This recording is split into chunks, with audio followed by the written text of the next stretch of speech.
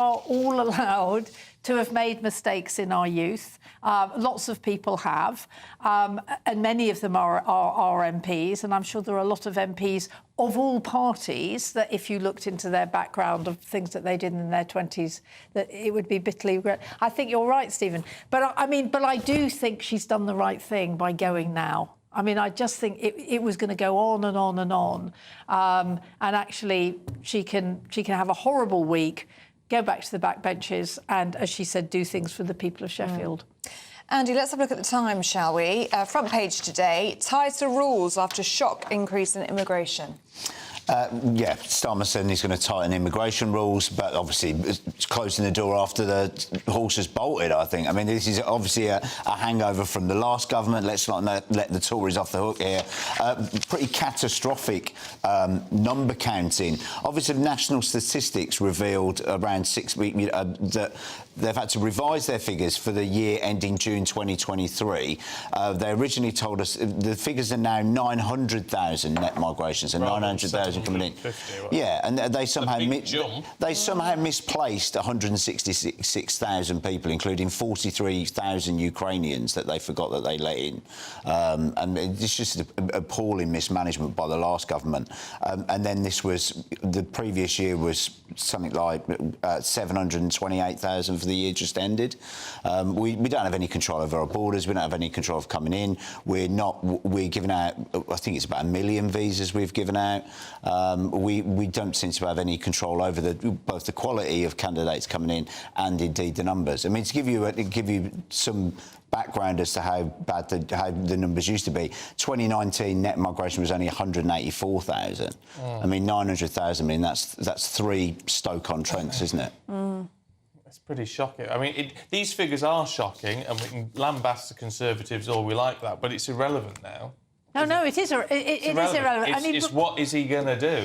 Yeah, and one of the things is so this is legal migration. These are people who come in absolutely legally with visas, and if you look at it, most of them are on work visas. So that means that we want them to come in. Well, no, because the latest figures over the last 5 years, only 15% of visas have been issued to non-EU nationals have been issued as work visas. Well, only 15%. No, but if you... Well, I did look at a pie chart of it, and the biggest was work. And the problem... So the students, right, well, I mean... The problem is that the universities desperately need foreign students because they pay through the nose to come here, and that's what is saving the British taxpayer an absolute fortune that they're keeping the university. But the thing unless we shut a load of universities down. Well, this is another argument, but actually it's. Keeping universities open actually is skilling up British people. But what we have to do, there is no question that what we have to do is that we have to skill British people. I mean, what's incredible is that for the last 5 years, we haven't trained enough doctors. Yeah. OK, there we have to leave it, I'm afraid. Thank you both very much indeed. Thank you, you two. Now it's time for the weather with Honor.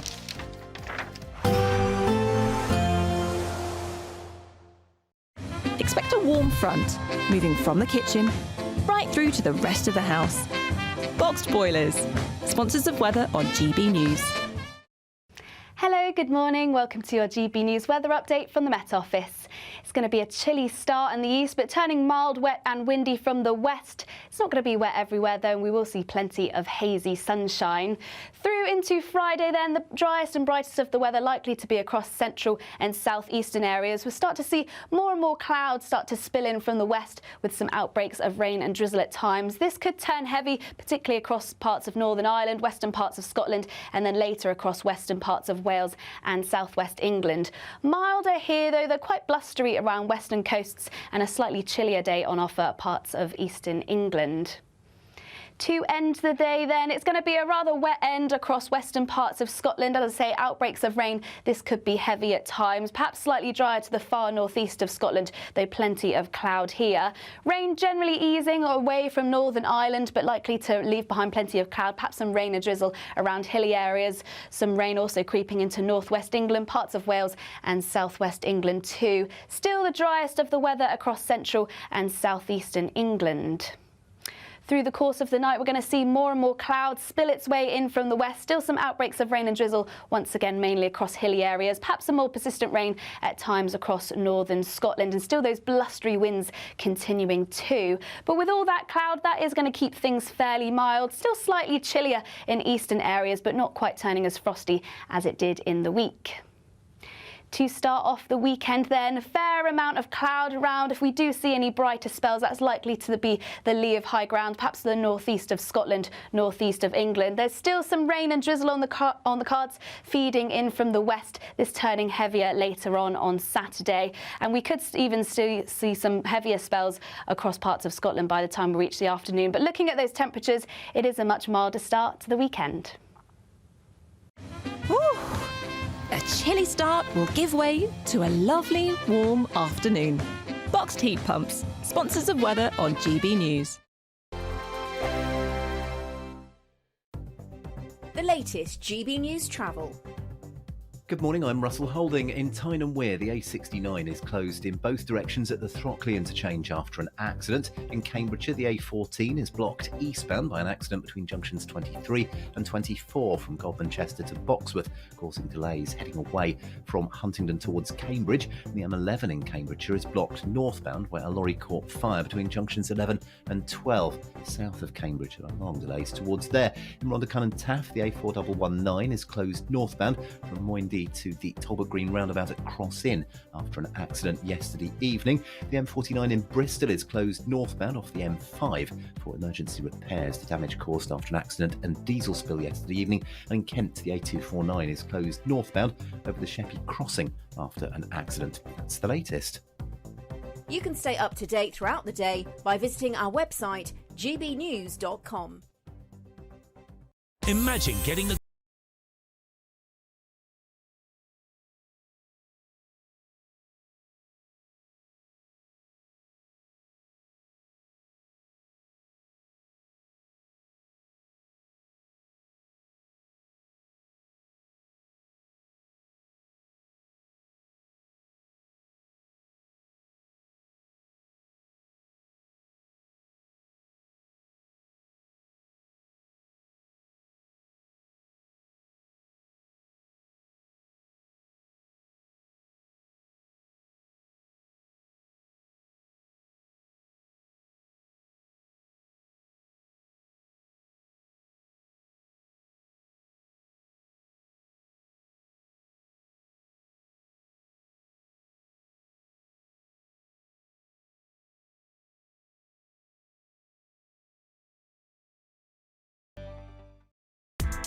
Join me, Nana Akua, for an informative, interactive news programme with a difference.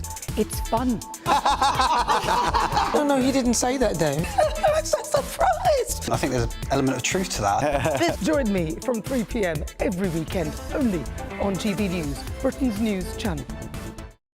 If you want your news to be straight talking... This is a nightmare for the Conservatives again. Down to earth. It's not just Nottingham where this is happening, is it? And most importantly, honest. Hard-working, middle-class taxpayers, they'll get their book thrown at them. Then catch me, Martin Daubney, Monday to Friday, 3 till 6 p.m. on GB News, Britain's news channel.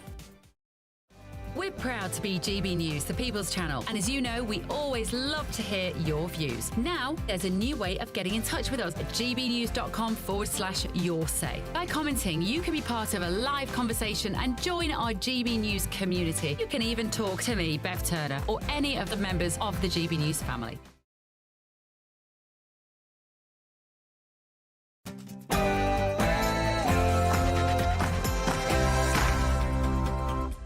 Well, breaking news this morning, and the Transport Secretary Louise Haigh has resigned. In 2014, she pleaded guilty to making a false report that her mobile phone had been stolen. In a letter to the Prime Minister, she said she is totally committed to the government's political project, but believes it will best be served by her support from outside of government. Yes, this story broke last night. Louise Haigh has moved quickly and resigned, saying that she does not want to become a distraction. I think there will be questions for the Prime Minister as to what he knew, the specifics of what he knew and why she was appointed. Meanwhile, Westminster today will be consumed by a historic decision whether or not to legalise assisted dying. Yes, indeed, last-minute lobbying is taking place across Parliament as MPs prepare to vote today on assisted dying. This government were running an open borders experiment. The Prime Minister takes aim at the Conservatives as net migration hit a record 906,000 in the year to June 2023, much higher than previously thought. More scandal at the BBC as Greg Wallace steps away from MasterChef following claims of misconduct. It's the biggest shopping day of the year, the Black Friday sales, the perfect time to bag yourself a bargain. Yes, whether you're planning a summer getaway or want to upgrade to a brand new TV, I've been scouring thousands of Black Friday deals so you don't have to. Throughout breakfast this morning, I'll be bringing you the biggest savings on everything from broadband to vacuums, air fryers to flights, and so much more. Aaron's cost me a fortune already, by the way. In the sport, the Europa League, Manchester United and Celtic win, Spurs draw. In cricket at the moment, England are closing in on New Zealand's first innings total in Christchurch. And in tennis, five-time Grand Slam champion Iga Swiatek has revealed that she's serving a month-long doping ban. Hello, good morning. It's going to be a chilly start in the east, though turning mild, wet and windy in the west. There will be some sunshine around though, so join me later for all the details. It's just gone 7 o'clock. I'm Stephen Dixon. I'm Ellie Costello and this is GB News Breakfast.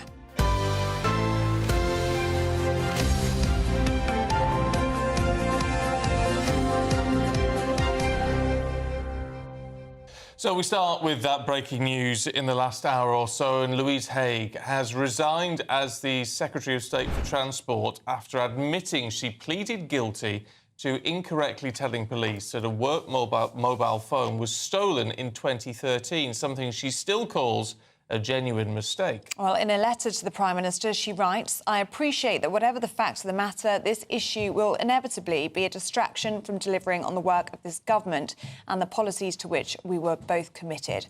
I will always be grateful for the support you have shown me and I take great pride in what we have achieved since the election.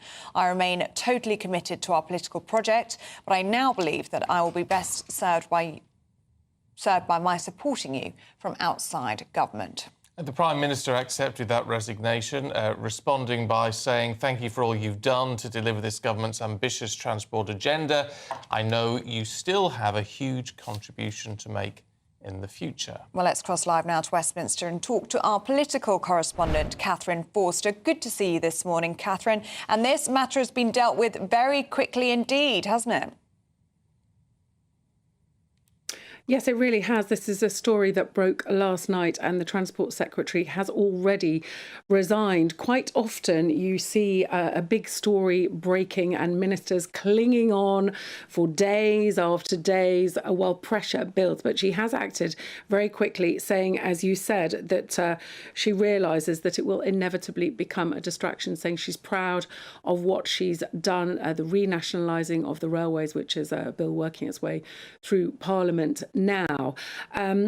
We've had in the last few moments a comment from the Conservative Party. A spokesman has said Louise Haigh has done the right thing in resigning. It is clear she has failed to behave to the standards expected of an MP. In her resignation letter, she states that Keir Starmer was already aware of the fraud conviction, which raises questions as to why the Prime Minister appointed Ms Haigh to Cabinet with responsibility for a £30 billion budget. The onus is now on Keir Starmer to explain this obvious failure of judgment to the British public. So I think Louise Haigh is gone, but there will be questions for the Prime Minister. Now, Louise Haigh's version of events, saying she was mugged on a night out, she thought her work phone was taken. She later found out that it hadn't been. And that despite the fact it was a genuine mistake, her lawyer, when it was investigated by the police, advised her to plead guilty.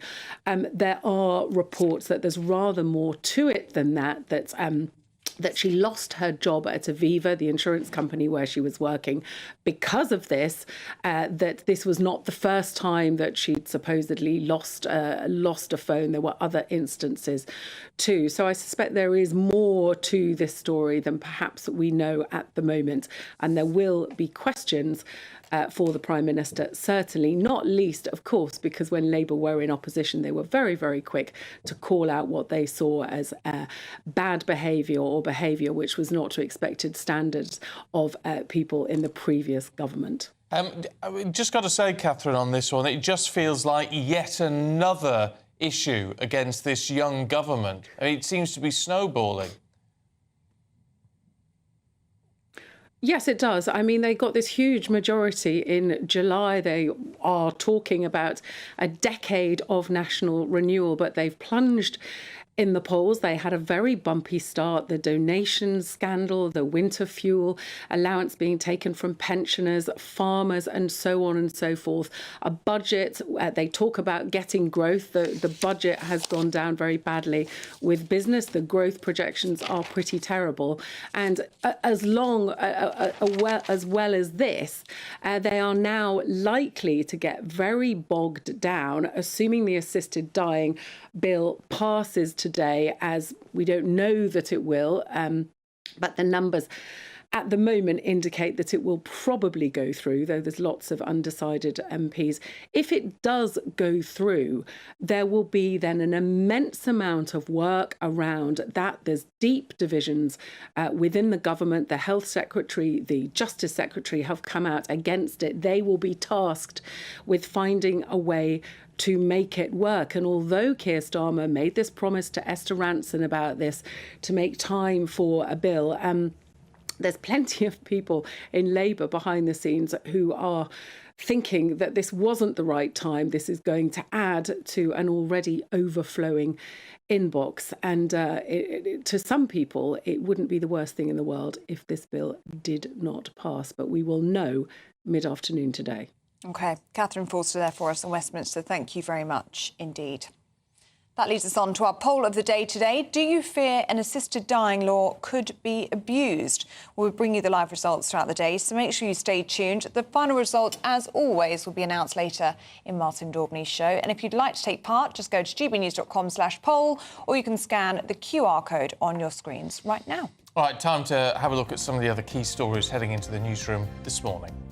Voters head to the polls in Ireland this morning for a general election which will set the political landscape for the next 5 years. The three largest parties are said to be virtually neck and neck heading into the vote, with one party leader describing the race as too close to call. Boris Johnson has called for British troops to defend Ukraine's borders in a peace deal. He told The Telegraph that peacekeeping responsibilities need to be handled by a multinational group of Western nations. However, he added he didn't think the UK should be sending in combat troops to take on the Russians.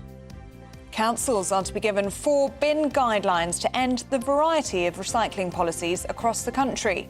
Under the new plan, households will be given 4 containers to separate waste into. The move aims to streamline recycling practices, which currently see some households required to separate waste into 7 bins.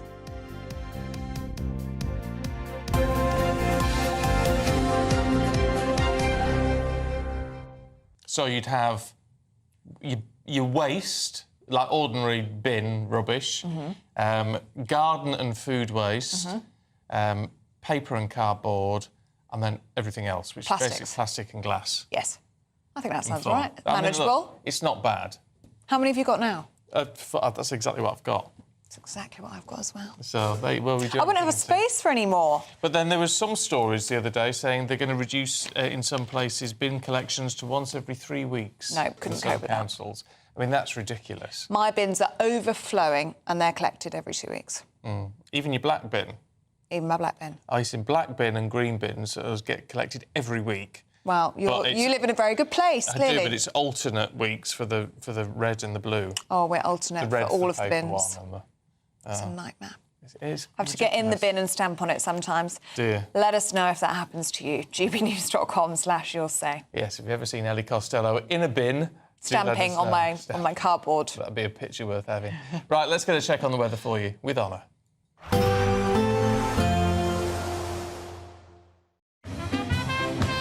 There will be a light breeze in the morning, leading to a warm front. Boxed heat pumps, sponsors of weather on GB News. Hello, good morning. Welcome to your GB News weather update from the Met Office. It's going to be a chilly start in the east, but turning mild, wet and windy from the west. It's not going to be wet everywhere, though, and we will see plenty of hazy sunshine. Through into Friday, then, the driest and brightest of the weather likely to be across central and southeastern areas. We'll start to see more and more clouds start to spill in from the west with some outbreaks of rain and drizzle at times. This could turn heavy, particularly across parts of Northern Ireland, western parts of Scotland, and then later across western parts of Wales and southwest England. Milder here, though, they're quite blustery around western coasts, and a slightly chillier day on offer parts of eastern England. To end the day then, it's going to be a rather wet end across western parts of Scotland. As I say, outbreaks of rain. This could be heavy at times, perhaps slightly drier to the far northeast of Scotland, though plenty of cloud here. Rain generally easing away from Northern Ireland, but likely to leave behind plenty of cloud, perhaps some rain and drizzle around hilly areas. Some rain also creeping into northwest England, parts of Wales and southwest England too. Still the driest of the weather across central and southeastern England. Through the course of the night, we're going to see more and more clouds spill its way in from the west. Still some outbreaks of rain and drizzle, once again mainly across hilly areas. Perhaps some more persistent rain at times across northern Scotland, and still those blustery winds continuing too. But with all that cloud, that is going to keep things fairly mild. Still slightly chillier in eastern areas, but not quite turning as frosty as it did in the week.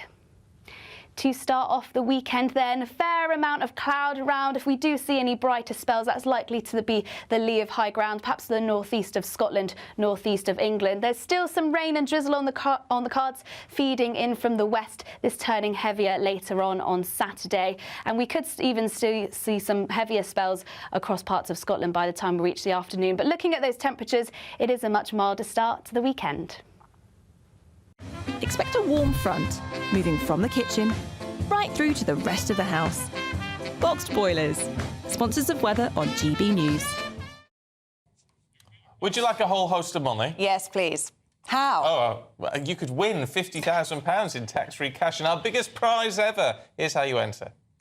Imagine getting the call to tell you that you've won £50,000 in tax-free cash, our biggest cash prize of the year.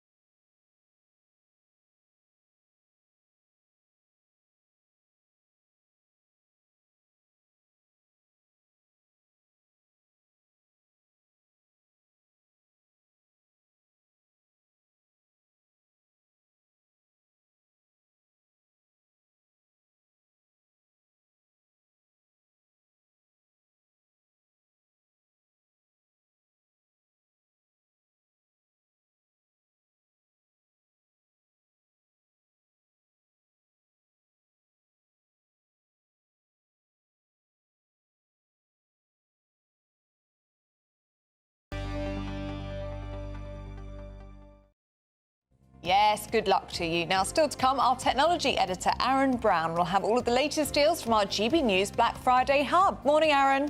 Morning. Yes, please stick around because I'll be telling you how to cut the cost of your monthly broadband and get a rail card for just £1. Go to gbnews.com/shop now and take advantage of our biggest ever Black Friday sale with 25% off all items across our store and free shipping on orders worth £60 or more. There's never been a better time to grab something for the GB News fan in your life. From our signature clothing to drinkware, gifts, accessories and much, much more, you'll find the perfect present this festive season. Use the code BLACKFRIDAY25 on checkout at gbnews.com/shop for our best ever Black Friday deals. Welcome to State of the Nation, daily plunge into the stories shaping our country. I'm Jacob Rees-Mogg, and Monday to Thursday we bring you the insights, the facts, the truth about how our country is being governed. Because what happens in Downing Street matters down your street. Tune in to State of the Nation every Monday to Thursday, 8 to 9 o'clock. Only on GB News, the People's Channel, Britain's news channel. In the GB Newsroom, we bring you the news as it happens. With our team of dedicated journalists across the UK, we're ready to keep you up to date with what's happening every half an hour, every single day. Bulletins here on GB News, the People's Channel, Britain's news channel. Nightmare commute? Kick it up a gear with GB News Radio. You can listen online and on DAB+ and on the GB News app. We're also on TuneIn and the Radio Player apps. From the school run to rush hour, get revved up with GB News Radio. We are the People's Channel, Britain's news channel. This is Britain's Newsroom, where your voice matters. It's just astonishing. With expert analysis and honest opinion, we don't just keep you informed. We bring you unique perspectives you won't see anywhere else. Can't argue with any of that. When the news happens, it happens here. On Britain's Newsroom, weekdays from 9:30 a.m. Only on GB News. Mark Dolan Tonight is your weekend dose of news, debate and entertainment. This sounds like a wild conspiracy theory. Don't miss My Big Opinion. Mark Meets and My Take at 10. Democracy is a funny old thing. And we don't do boring, not on my watch. I just won't have it. Let's go and get another glass of that bubbly. You've earned it. That's Mark Dolan Tonight, Saturday and Sunday, 9 to 11, only on GB News. The People's Channel, Britain's news channel. Join me, Camilla Tominey, for a frank and honest discussion with those in power that cuts through the spin and gets to the heart of the issues shaping our nation. You haven't confirmed that you want to stand as leader, but you haven't ruled it out either. This report basically says that he's not fit to stand trial. Is he indecisive? Incompetent? I deliver the dose of reality Westminster needs. That's the Camilla Tominey Show at 9:30 every Sunday on GB News, the People's Channel, Britain's news channel.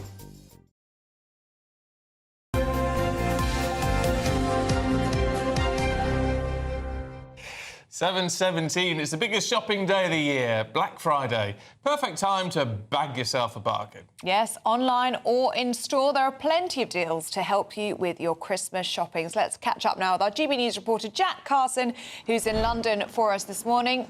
Morning to you, Jack. Yeah, well, good morning to you both.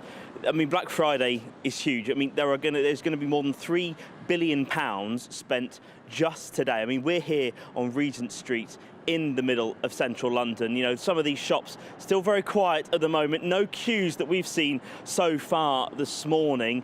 I think really long gone are those days of those, you know, mile-long queues outside certain stores that we've seen in the past because of just how much shopping exactly is done online. We are expected to do more than £1.9 billion of shopping, you know, simply just online today, but actually as well in person on the street. Offline sales are expected to increase by up to 10% to just over £1 billion. And when you add that all up in total, it comes to over £3 billion in spending that we're expected to spend just today. I mean, that is thousands and thousands of pounds every single second. Just under £200 the average Brit is expected to spend today. And when you look at some of the offers that we've seen walking down Regent Street and Oxford Street today, some stores are offering up to 50% off, 40% off. But are you really getting that much of a good deal when you look at actually the prices that are offered in a store on Black Friday? I mean, which say that you can actually get some offers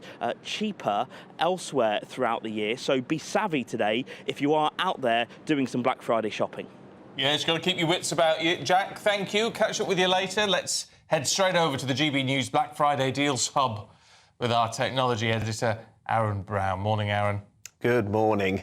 Yeah, no, Jack's absolutely right. Not every deal out there is the lowest ever price, but I've been sorting through loads of them to make sure that we're only recommending the best possible Black Friday discounts. Now, we already covered flights earlier in the show, but even a local journey can be a bargain this Black Friday. That's because booking site TrainPal is offering £1 tickets on popular journeys across the UK and 50% off all rail cards. Meanwhile, Trip.com has gone one better. And they'll offer a very limited number of £1 railcards for new users to their site today only.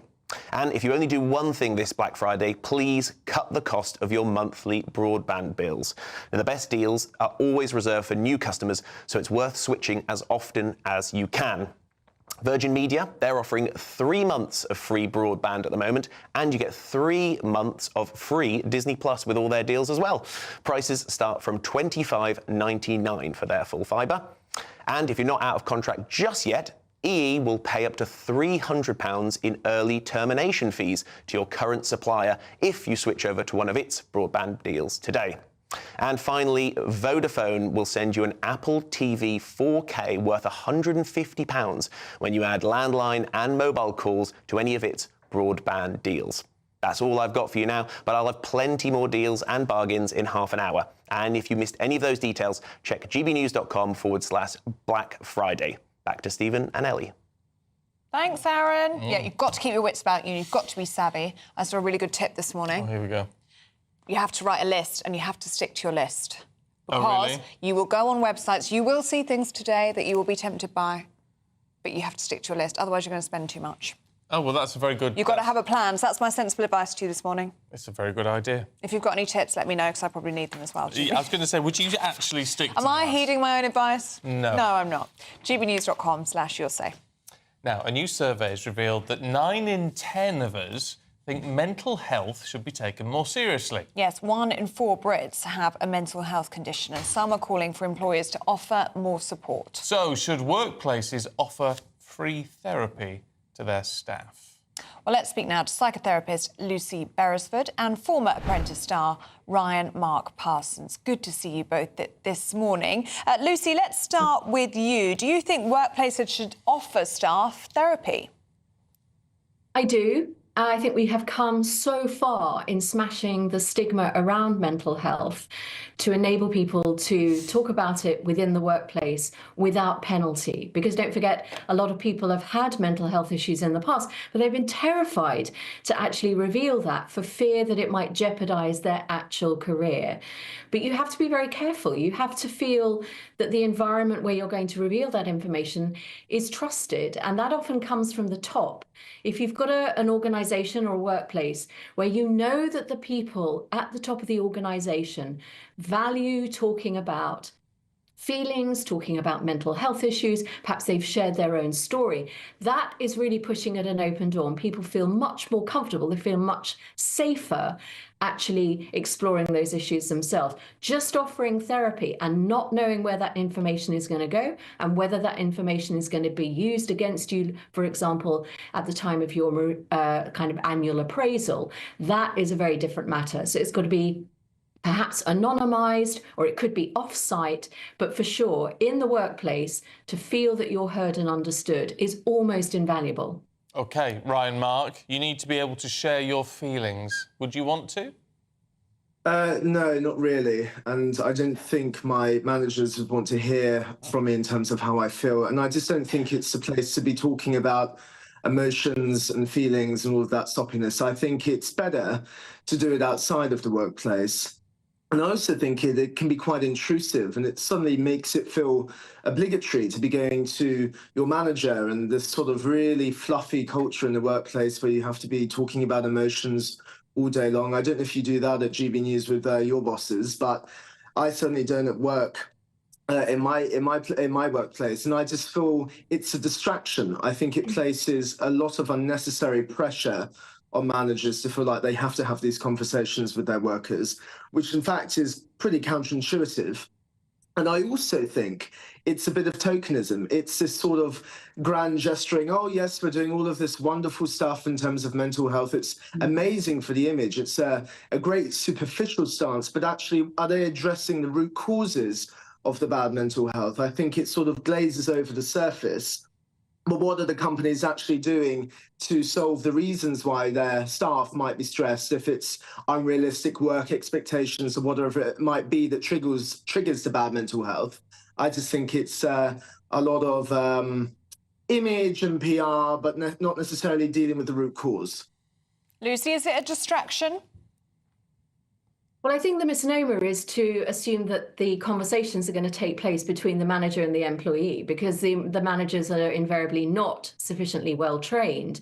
And therefore, if you were to say to someone, how are you feeling? They'll probably just say, fine. And where does that get you? What you need are structures in place where they can actually go and speak to someone who is more qualified.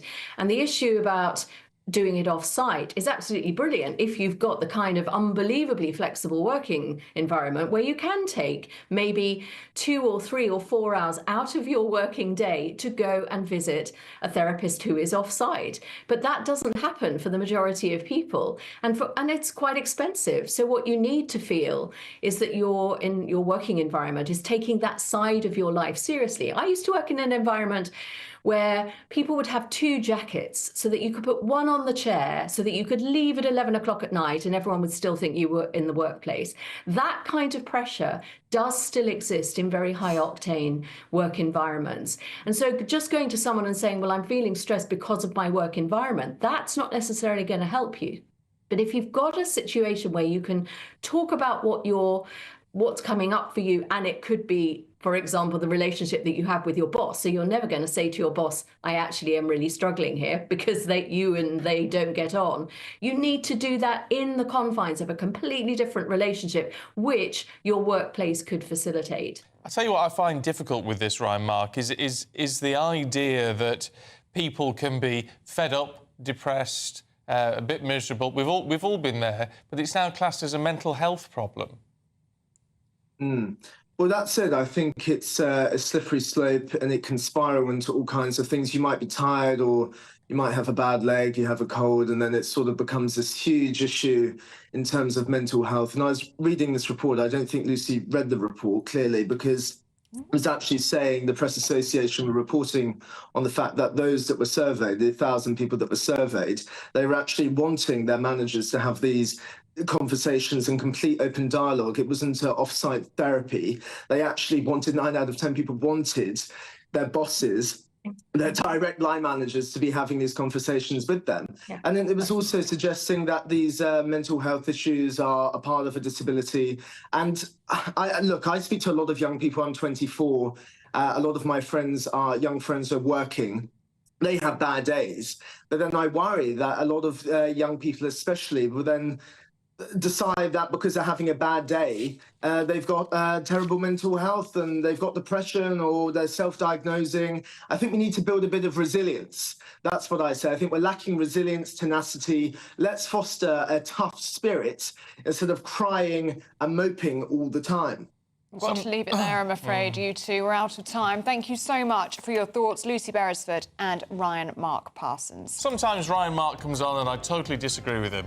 And sometimes he comes on and I absolutely agree with him. Yeah. Funny. There you go. I think I'm with him today as well. Let us know what you think. gbnews.com/you'll say.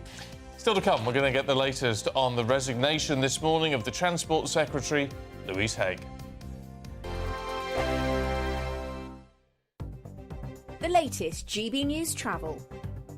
Good morning, I'm Russell Holding. In Tyne and Wear, the A69 is closed in both directions at the Throckley interchange after an accident. In Cambridgeshire on the A14, the inside lane's closed eastbound after an accident between junctions 23 and 24 from Cobmanchester to Boxworth, causing queues heading away from Huntingdon towards Cambridge from junction 22 at Brampton. The M11 in Cambridgeshire is closed northbound between junctions 11 and 12 near Cambridge after a lorry caught fire. There are queues from junction 10 at Duxford. On the M4 heading east into London, the exit at junction 2 at Brentford's closed after an accident, with queues halfway back to junction 3 at Heston, and the A4 is blocked eastbound by an accident between Ealing Road and Lionel Road North in Brentford, causing queues. The M49 in Bristol's closed northbound for repairs, and in Kent the A249 Sheppey Crossings closed northbound after an accident. That's the latest.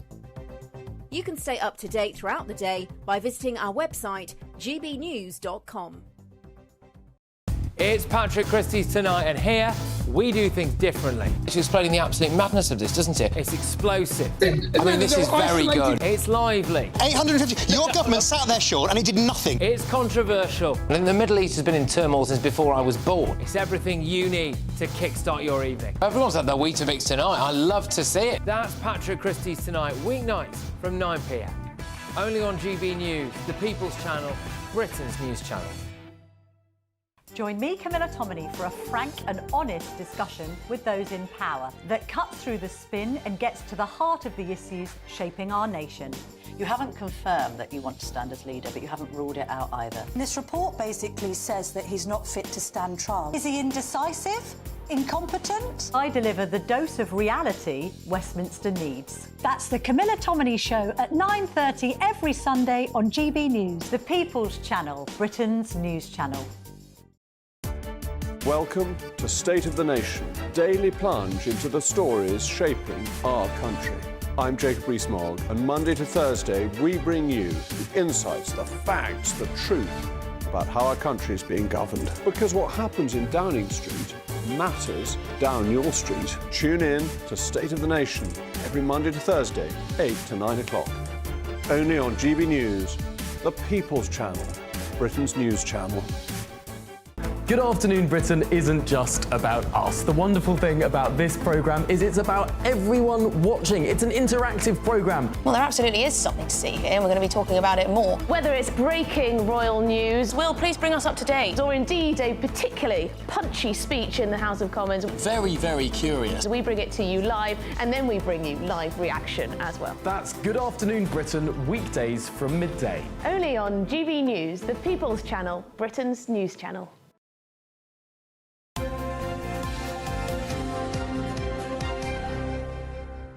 At 7:31, let's return to the breaking news this morning. Louise Haigh has resigned as Transport Secretary, the first Cabinet Minister to resign from this government. Yes, this comes after she admitted to pleading guilty to incorrectly telling police that a work mobile phone was stolen in 2013, something she calls a genuine mistake. Yes, right. Should we get the latest from our political correspondent, Catherine Forster, who's in Westminster for us this morning? And I have to say, as much as this is an incident in and of itself, Catherine, it also feels like yet another straw on the back of this pretty young government. Yes, they won that huge majority about 6 months ago, and they've had a pretty rocky start, haven't they? The donations scandal, freebies, then winter fuel payments, row with the farmers, the budget, growth forecasts are very, very low indeed, and now this. So the Transport Secretary has resigned this morning. I have to say she moved very quickly. This story broke last night that apparently in her mid-20s she was on a night out. She had her bag stolen. She thought her work mobile phone was in it, reported it to the police. The phone was replaced. Subsequently, she found her work phone. She switched it on. That triggered the police to get involved.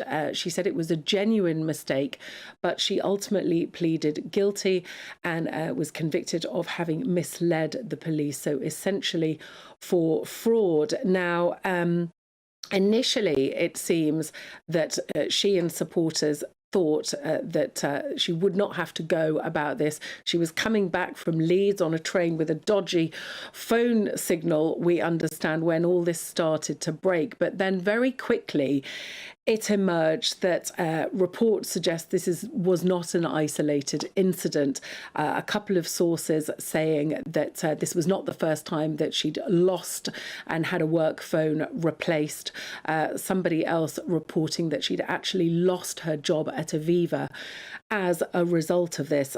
The Conservatives this morning saying that she has done the right thing, but questioning the Prime Minister's judgment in appointing her to a very big job, overseeing some £30 billion of taxpayers' money as Transport Secretary. Louise Haigh herself has said that whatever the facts of the matter, this issue will inevitably be a distraction from delivering on the work of this government. She goes on to say that she's proud of what she has achieved. She obviously hopes that in going, it will shut the story down. Well, don't think that's going to happen. Yeah. Catherine, there for us in Westminster. Thank you very much. Sports time now. Paul Coyte's here with us. Morning, Paul. Good morning. What Europa League last night. Manchester United beat Bodo Glimt, who are the best team in Norway at the moment, by the way. Are they? Oh, yeah. They're no pushovers, I'll have you know. It was a very top team. Actually, most of the games were a bit topsy-turvy, going one way, then going the other. But Manchester United were 2-1 down, 1-3-2. Ruben Amorim, who is the new manager of Manchester United, his first win. Let's hear from him, shall we? We improved different things since the last game. I know that it's a different competition, different team, but we improved with the ball. We control more the tempo with the ball. We push the team a little bit more higher. We create more chances.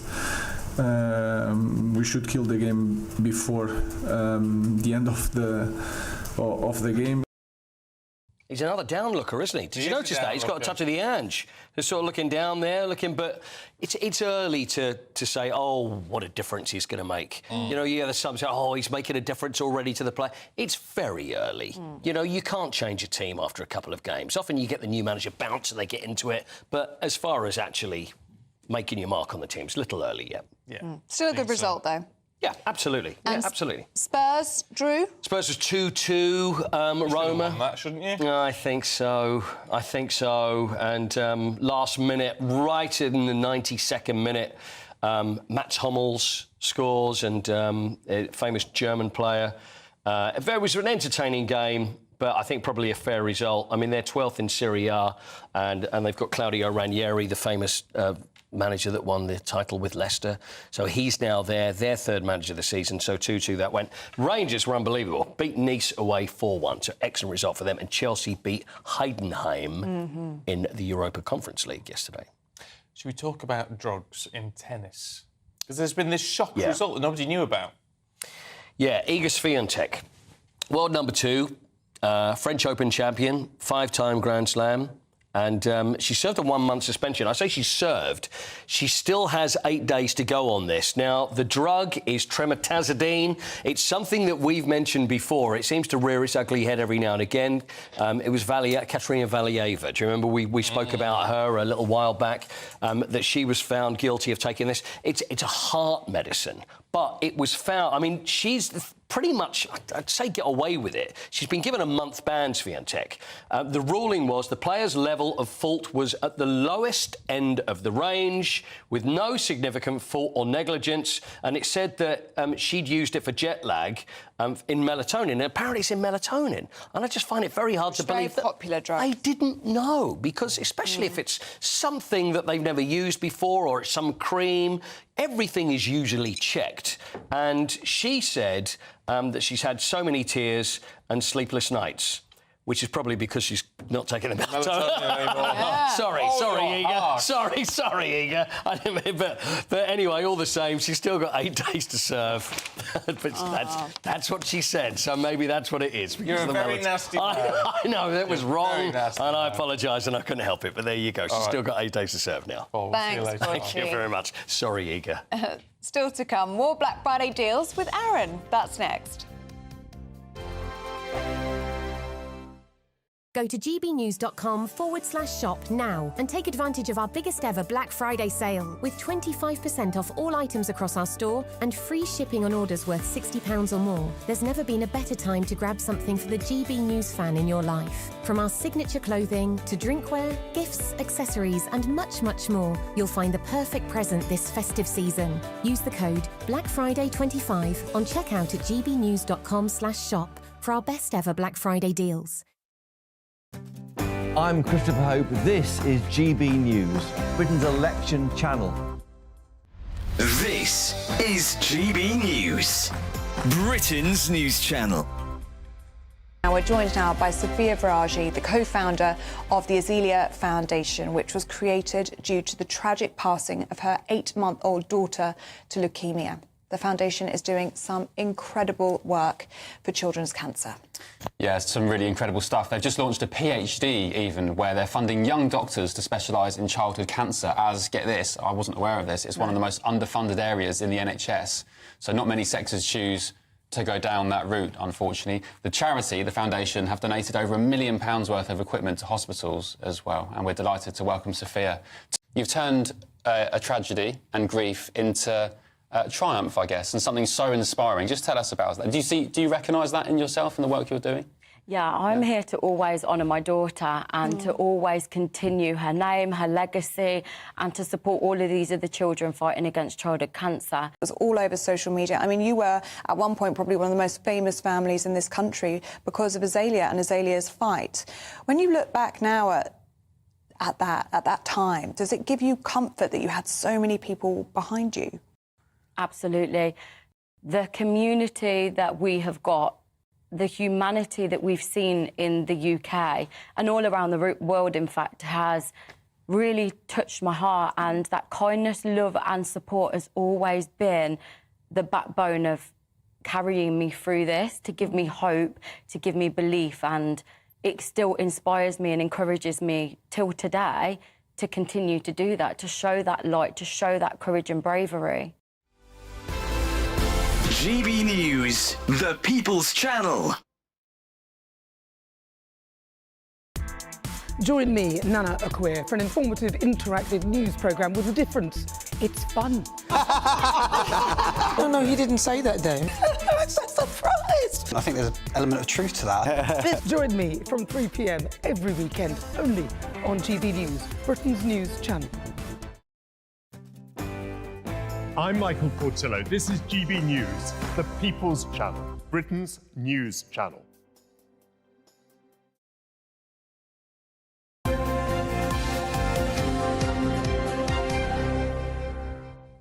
Welcome back to Breakfast at 7:41. Let's cross over to our GB News Black Friday Deals Hub with technology editor Aaron Brown for all of the latest Black Friday deals. Morning, Aaron. Morning, yes. Earlier in the hour, I told you how to cut your broadband bills, but now I'm going to do the same for your mobile phone. Smarty Mobile is offering 15 gigabytes of data for just £7 a month. That deal also comes with unlimited calls, unlimited texts, and free EU roaming. And if you want the ultimate SIM plan, then EE is offering 50% off the first year of its unlimited Full Works SIM. For £24 a month, you'll get unlimited data, calls and text messages, and your choice of either a Netflix subscription, TNT Sports, or Xbox Game Pass. And to really clean up this Black Friday, you can save big on household appliances. Hotpoint washing machines are £100 off at AO today, with some models down to their lowest ever price.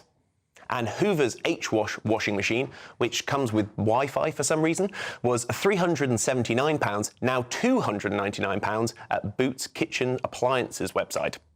That's all I've got for you now, but I'll have plenty more deals and bargains in half an hour's time. And if you missed any of the details on that, keep checking gbnews.com/Black Friday all day. Now, back to Stephen and Ellie. Lovely, Aaron, thanks very much indeed. Right, it is 7:43. Time to go through the papers. There's former Labour advisor Scarlett Maguire and the journalist Andy Jones. Good morning to you both. Morning, you two. Scarlett, let's start with this news about Louise Haigh. It is significant that a member of this cabinet has gone already. It is significant, and she's gone because it came out that she'd been found guilty of fraud. It was over reporting a lost work mobile when she hadn't actually lost it. I mean, her story was that she was, it was a mistake, but she was advised to plead guilty, and the magistrate gave her the lowest possible penalty. However, there are other things surrounding it. I have no idea whether she jumped or was pushed, but whatever it was very good, because I can tell you in Westminster what everybody's saying is who's next, is who's going to take her post. Because that's who was next to go. No. But that's what's so interesting about politics is that as soon as somebody goes, what you think is, am I going to be the next person? What's going to be the reshuffle? Because there's obviously going to be a reshuffle. The biggest story here, surely, is what did Keir Starmer know and when? I mean, Louise Haigh is saying that she flagged up this charge, this fraud charge, when she took the job, when she first began working with Keir Starmer 4 years ago. Did Starmer know the full details of this? The full details are, it was presented last night that Louise Haigh had been mugged, this was over 10 years ago, reported her her handbag stolen, thought her mobile phone was missing, and then it turns out it wasn't. Now, the police aren't going to charge you for fraud there. The reason why this case is significantly more complicated and the reason why it got police attention is Aviva, Louise Hayes' employee at the time, had reported Louise to the police to say, look, she's constantly, and Louise will have her own judgment on this, she's constantly losing phones, all these phones keep going missing, and they reported it as fraud. And so there was significant issues around that. Did Starmer know about all of this story, or did he just know that, oh, she'd been investigated by the police for fraud and had accepted this charge? But Starmer, surely as former head of the Crown Prosecution Service, would know you don't get charged for fraud for saying, I was mugged, I thought I'd lost my phone, but actually I haven't lost my phone. People don't get charged for fraud for that. He must have known that there was a significant backstory to this and why she was charged. But, Scarlett, are there questions about the judgment of Sir Keir Starmer? Well, I mean, I think clearly he was told her version, and her version was it was a mistake, and I was advised by my lawyer to plead guilty. And it was a long time ago. I mean, she was in her early 20s. It was before she became an MP. So I don't think it's about his judgment. And as I say, what they've done is they've tried to move the story on so that we're all going to be talking about who's the next Transport Secretary. Are they any rather good? than asking why someone who admitted to a fraud charge was given a £30 billion budget in the transport. I don't think that anybody is saying that she's done anything wrong since, right? No one's suggesting. She's been a special constable since then. Yeah, so, I mean, it's not like... So the police don't have a problem. Police didn't have a problem with it. The police don't have a problem with her. And actually, she's been a really good Transport Secretary. For 5 months. For 5 months. But 5 minutes. But what she has started is doing spending loads of money. She started doing the rail franchises, which is a way of not spending money, but actually bringing British railways back into the public so that we actually have decent railways, which we have not had for a very long time. I just wonder, though, if with, the budget, the protests, this resignation, the free clothes, the free glasses, the free holidays, winter fuel allowance, whether this is just another nail in the coffin. I don't think it's a nail in the coffin. I think it's unfortunate. It happens, and it's been dealt with. And that's what's so good is finally, actually... Oh, you got to put a positive spin on this. No. What a wonderful government that dealt with it quickly. No, well... Who's leaked this story, though? Where's this story come from? Do you think it's someone from the government's leaked it? Do you think it's an old colleague years ago? Yeah, Andy. I mean, it began in the Times, so whether it was given to the Times... I mean, who gave it to the Times, I don't know. That's what I think is interesting. We'd better find out. Yes. Andy, let's have a look at the Eye, shall we? And it's about the UK public backing assisted dying. This is the vote this afternoon. Yes. The Eye News has done a poll. It's 1,500 people. I mean, it's not a big sample, and I dare say, I know people have very, very strong opinions, but a lot of people are flip-flopping on assisted dying when they see, it's not necessarily are they for or against it. What are the qualifications for an assisted death? And we're also hearing lots of information from, Belgium, where children have assisted dying. I read a story from Netherlands, where 40,000 people had assisted dying without even them giving approval. It was they were in sort of agency care of somebody else who then made the decision. And so you have these situations. But study by the Eye News, 1,500 people, 54% support assisted dying in some form or another, 16% oppose, and then the rest of them are all sort of, I've no idea. And I think a lot of people are, I don't know.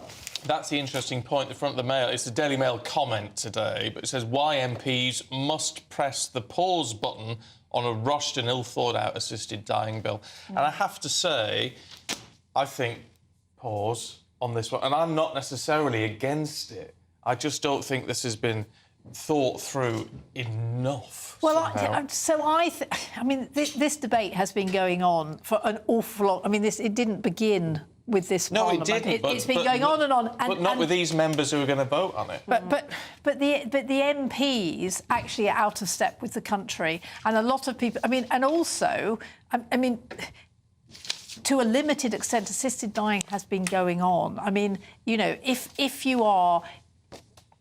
A lot of people are given an overdose of morphine, right, to ease the pain, and you know that if you're given too much morphine, and probably enough to ease the pain, if it's really, really bad, then you're not going to live again. You're not going to come back from it, right? And actually, what this is about is saying.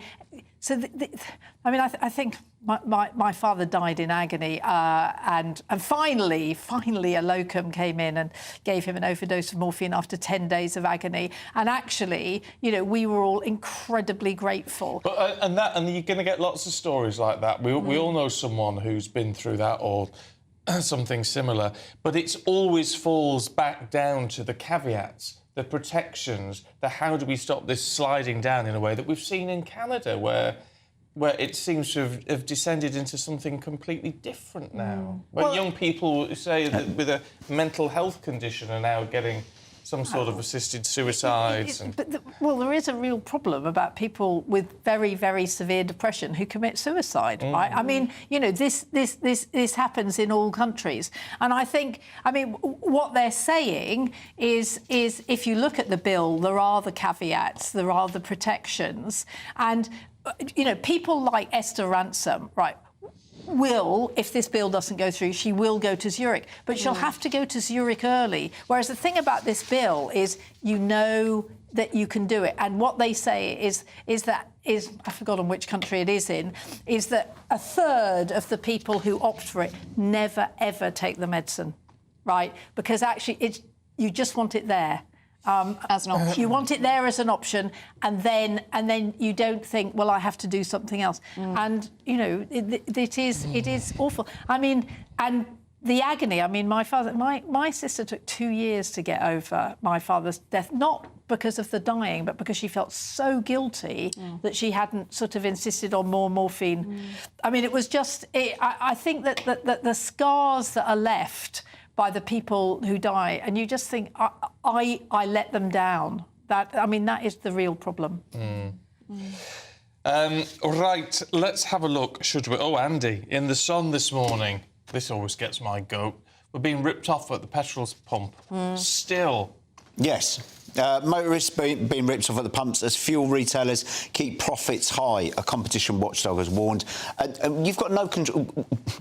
I want the government to have more control over petrol, and I want these profiteers to be shamed. The problem is, if you have to put petrol in your car, you've got no choice but to pay it. The choice is either don't take the kids to school, don't go to work. They have got you over a barrel. They've got you over a pump in every sense, and it's appalling. And it really does.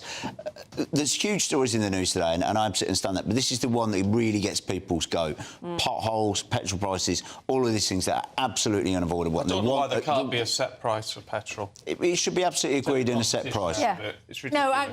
No, absolutely, because what happened is when the petrol price comes down, the tax comes down, and the petrol companies do not pass it on to the motorist. No.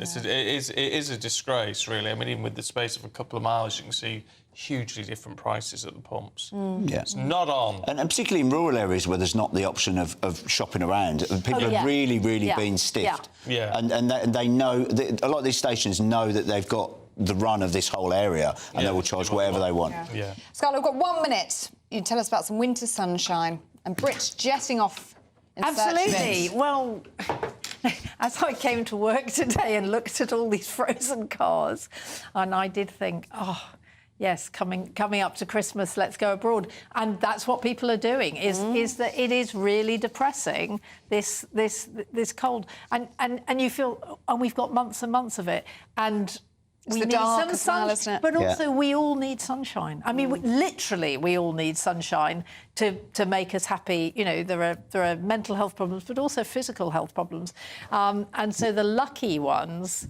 will go abroad. We didn't get a summer this year, did we? We didn't. Well, it wasn't very good. Two in three in the story in the study say they were cheated out of a summer this year. But a lot of people will say, forget buying presents, forget buying anything else. Let's just go on holiday. Take me on holiday. Best present ever.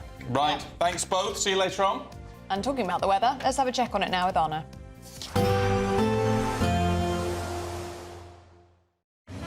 A nice bright morning will generate a lovely warm day.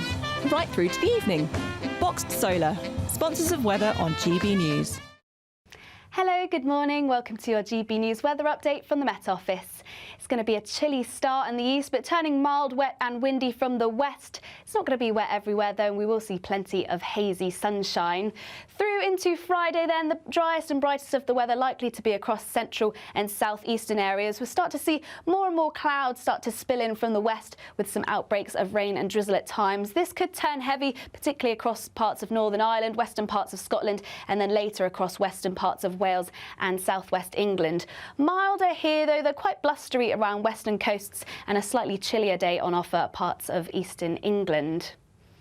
To end the day then, it's going to be a rather wet end across western parts of Scotland. As I say, outbreaks of rain. This could be heavy at times, perhaps slightly drier to the far northeast of Scotland, though plenty of cloud here. Rain generally easing away from Northern Ireland, but likely to leave behind plenty of cloud, perhaps some rain and drizzle around hilly areas. Some rain also creeping into northwest England, parts of Wales and southwest England too. Still the driest of the weather across central and southeastern England.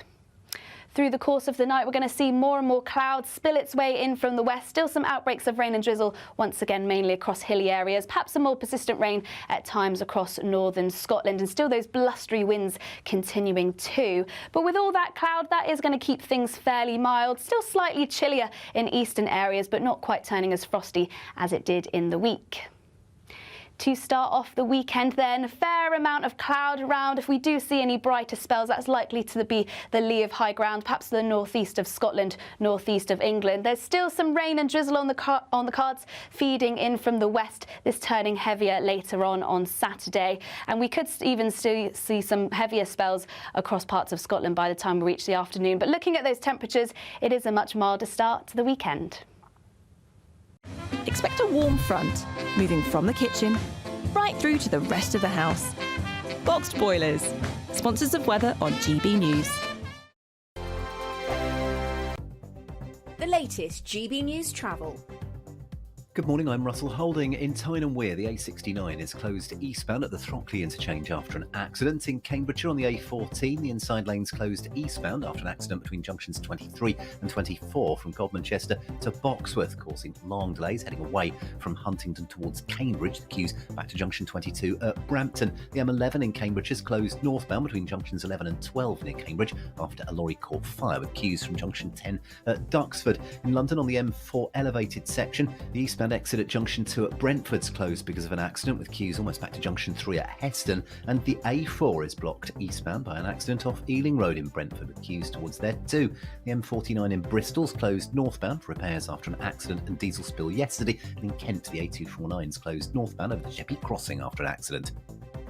You can stay up to date throughout the day by visiting our website gbnews.com. It's our festive treat to you. Your chance to win an incredible £50,000 in tax-free cash. Our biggest ever Great British giveaway.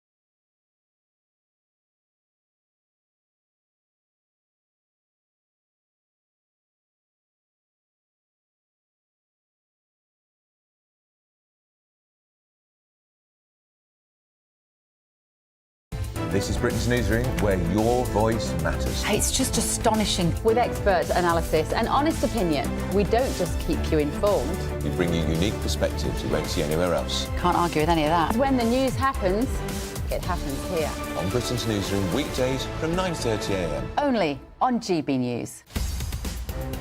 In the GB Newsroom, we bring you the news as it happens. With our team of dedicated journalists across the UK, we're ready to keep you up to date with what's happening every half an hour, every single day.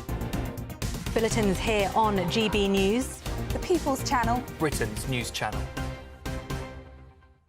If you want your news to be straight talking... This is a nightmare for the Conservatives again. Down to earth. It's not just Nottingham where this is happening, is it? And most importantly, honest. Hard-working, middle-class taxpayers, they'll get their book thrown at them. Then catch me, Martin Daubney, Monday to Friday, 3 till 6 p.m. on GB News, Britain's news channel.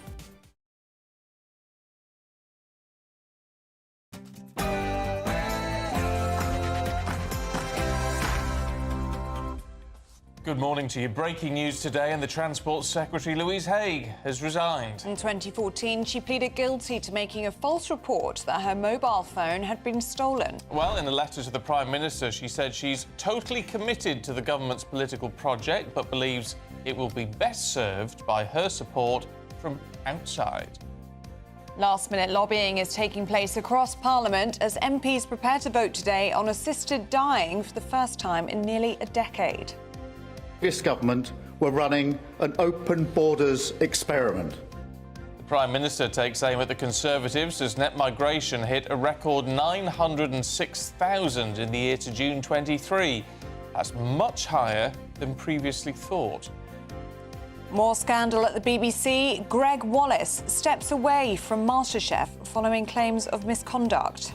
And it's the biggest shopping day of the year, the Black Friday sales. Perfect time to bag yourself a bargain. Yes, whether you're planning a summer getaway or want to upgrade to a brand new TV, I've scoured thousands of Black Friday deals so you don't have to. Throughout breakfast this morning, I'll be bringing you the biggest savings on everything from broadband to vacuums, air fryers to flights, and so much more. And in the sport, Manchester United, Rangers and Chelsea all win in Europe while Spurs draw. Five-time Grand Slam winner Iga Swiatek is serving a secret drug ban, which is not that secret because we know about it, and England fight back against New Zealand. Hello, good morning. It's going to be a chilly start in the east, though turning mild, wet and windy in the west. There will be some sunshine around though, so join me later for all the details. It's just gone 8 o'clock. I'm Stephen Dixon. I'm Ellie Costello, and this is GB News Breakfast.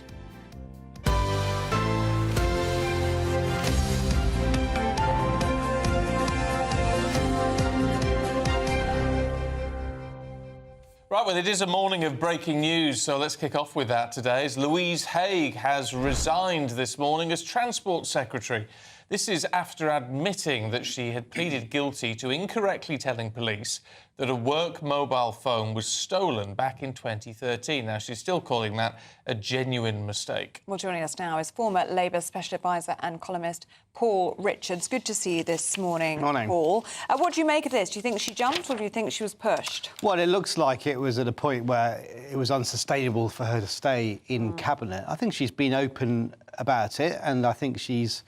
I don't think there's any more to come out, but I think they're setting a very high standard for ministers and they're telling everyone else how they should behave, so they have to behave to that same high standard. But there's several issues to this, Paul. There's one, why was she appointed in the first place if Keir Starmer knew about this? And knew it would be an issue if it ever came out.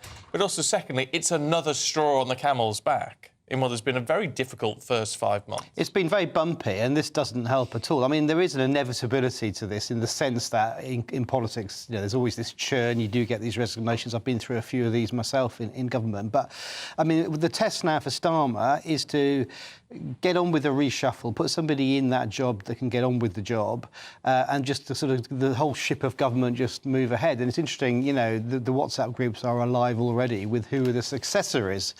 In politics, it's a brutal business. You're out. And she's...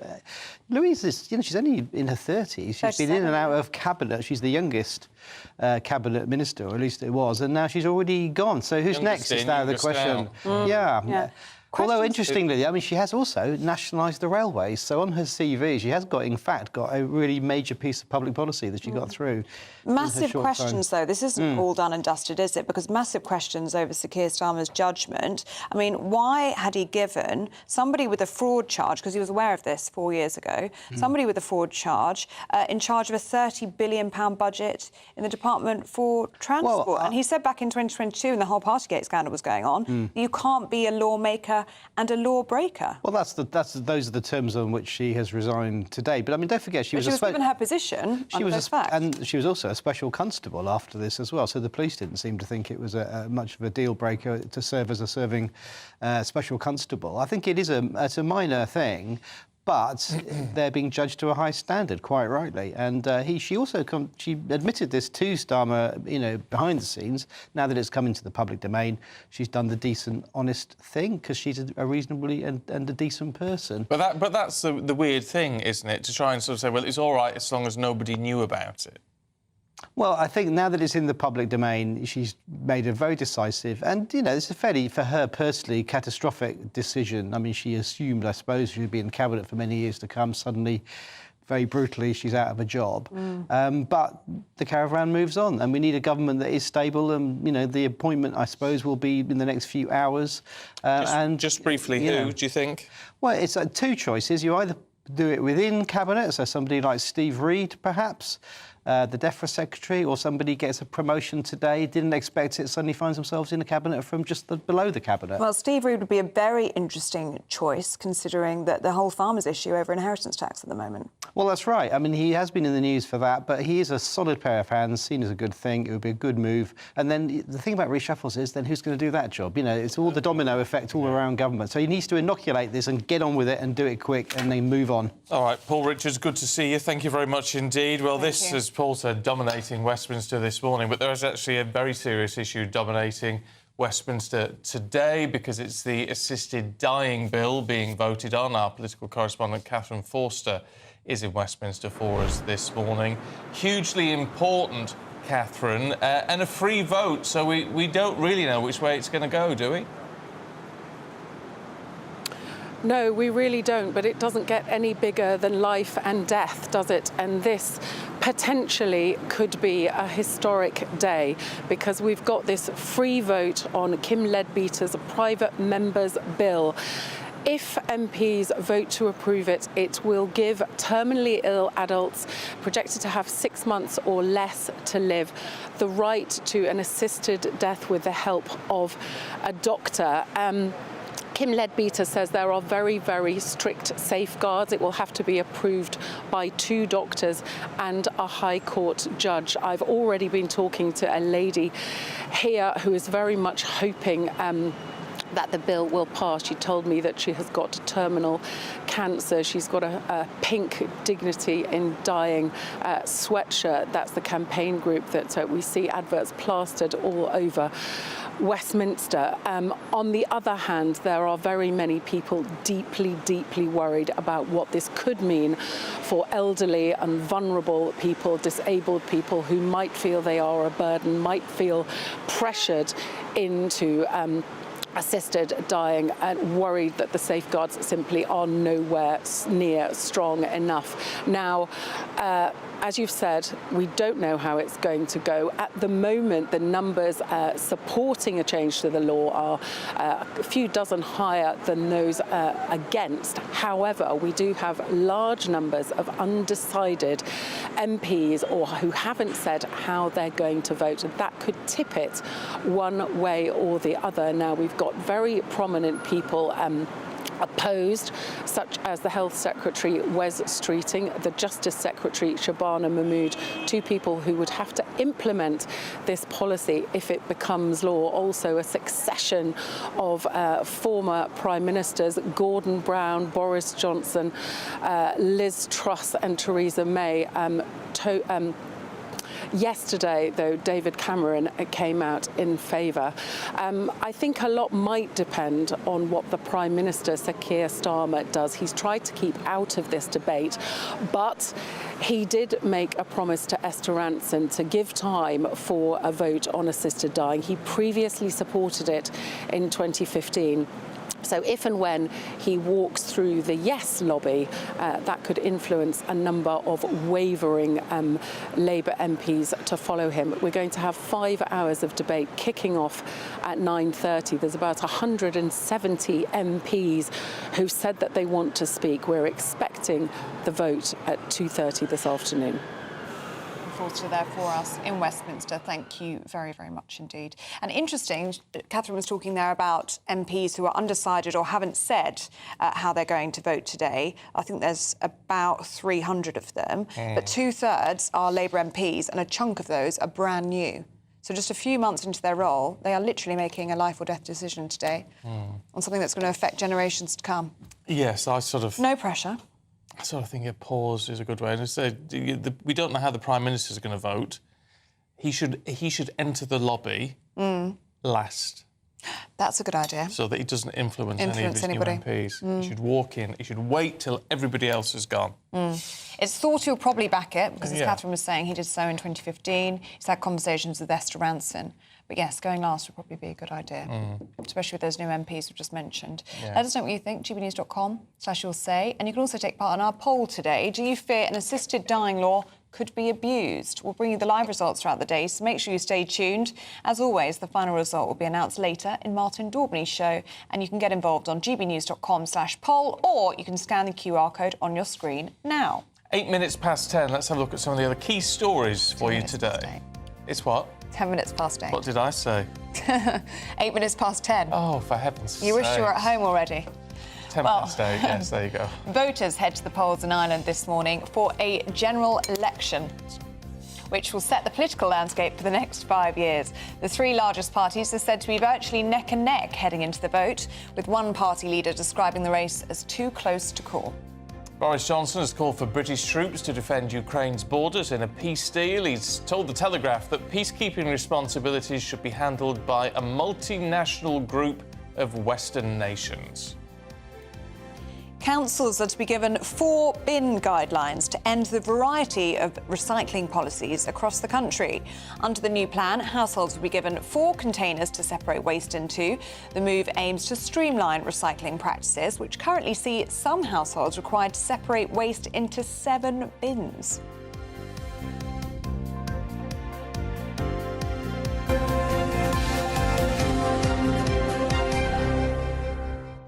Why is it I can never do the time? I get it wrong so often. No, I think it's my brain. Cause. I think it's a very, very tiny clock, to be fair. Well, I know, but I should know it's not 10 o'clock in the morning, to be fair. Don't you think it's fascinating, though, when your brain does that, when it switches numbers or flips letters in a word? I think it's quite clever, really. Quite clever, but slightly worrying, because it's probably a sign of things to come for me. It's all right for you. You can laugh it off. No, it's I'm not true. hurtling towards retirement. No, listen to me. We all do it at the best of times. It's nothing to panic about. All right. It is 11 minutes past 8, though, so if you have just listened to Stephen and thought, my gosh, I'm 2 hours late for work, don't panic. Do they call them spoonerisms? Is that what they're called, spoonerisms, when you get the wrong way around? Something like that. Anyway. I don't know. Right, anyway, let's see what the weather's got in store for you today, with honour.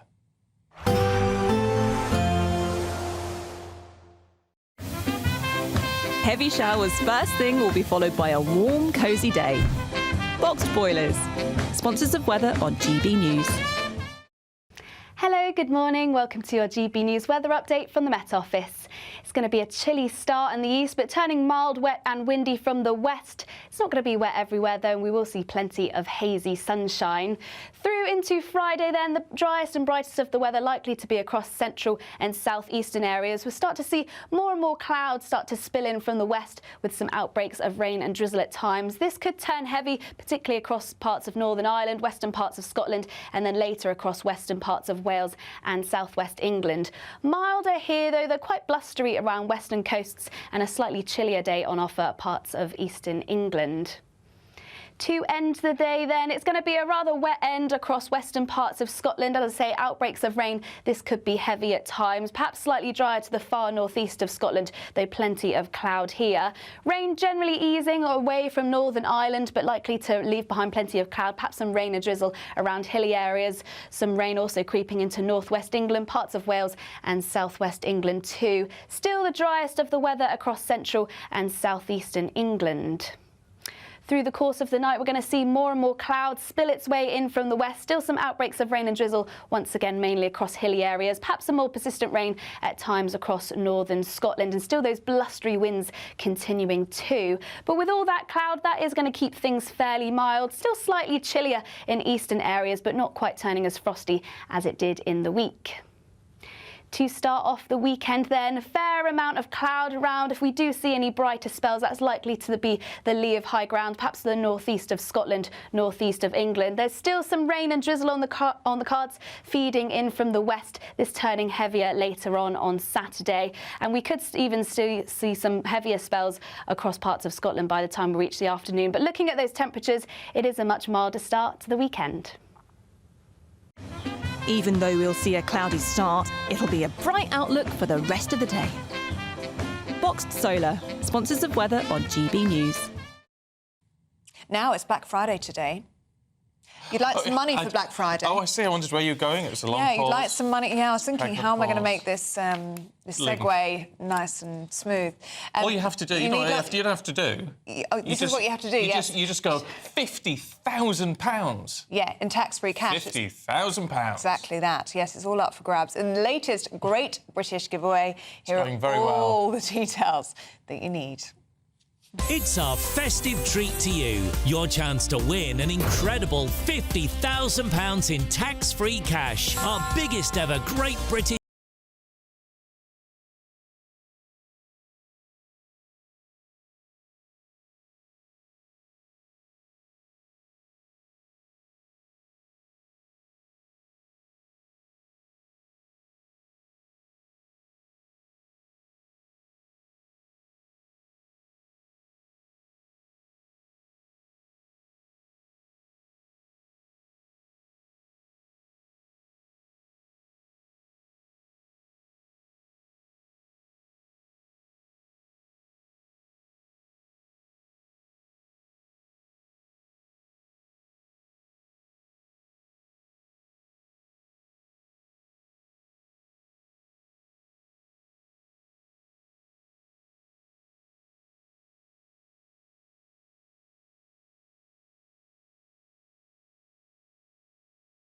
Do you know, I feel very sorry for our technology editor, Aaron Brown.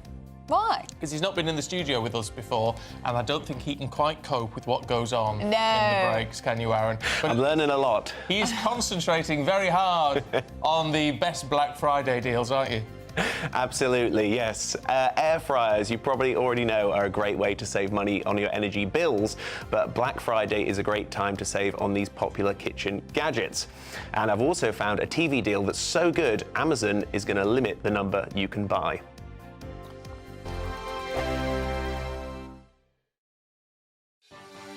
Martin Daubney, weekdays from 3 p.m. A Jaguar has ditched its growling big cat logo as part of what can only be described as a woke rebrand.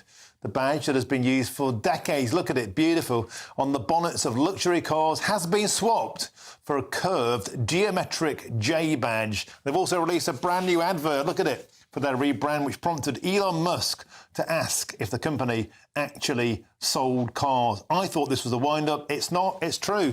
Joining me now to discuss this is the motoring journalist, Amanda Stratton. Amanda, what on earth is going on at Jaguar? The car of James Bond, Batman, Arthur Daley has gone off the scale woke. Please make me make sense of it. The E-Type is an absolutely iconic car, and it's important that people remember that, in fact, in its heyday, Jaguar was an incredibly prestigious brand, more so really than other British brands like Aston Martin, for example. But, you know, people in the industry are left sort of scratching their heads because you need to do something bold, you need to do something that catches people's attention, but you also need to stay true to who you are and what you are, and I'm not sure that this is it. Amanda, that could be an advert for anything. It could be cat food. It could be Karl Lagerfeld. It could be literally anything apart from a Jag. Well, I mean, honestly, OK, we're talking about it. So we are talking about it, but we're not talking about it for the right reasons, are we? And I think if I was going to be speculative here, I would like to think that this is actually all part of a cunning plan to get everybody talking about it. Yeah. So when they do launch the first new car that we're going to see, which, you know, people have been waiting, as I say, since 2001. GB News, the People's Channel. Go to gbnews.com/shop now and take advantage of our biggest ever Black Friday sale with 25% off all items across our store and free shipping on orders worth £60 or more. There's never been a better time to grab something for the GB News fan in your life. From our signature clothing to drinkware, gifts, accessories and much, much more, you'll find the perfect present this festive season. Use the code BLACKFRIDAY25 on checkout at gbnews.com/shop for our best ever Black Friday deals. Mark Dolan Tonight is your weekend dose of news, debate and entertainment. This sounds like a wild conspiracy theory. Don't miss My Big Opinion, Mark Meets, and My Take at 10. Democracy is a funny old thing. And we don't do boring, not on my watch. I just won't have it. Let's go and get another glass of that bubbly. You've earned it. That's Mark Dolan Tonight, Saturday and Sunday, 9 to 11, only on GB News, the People's Channel, Britain's news channel.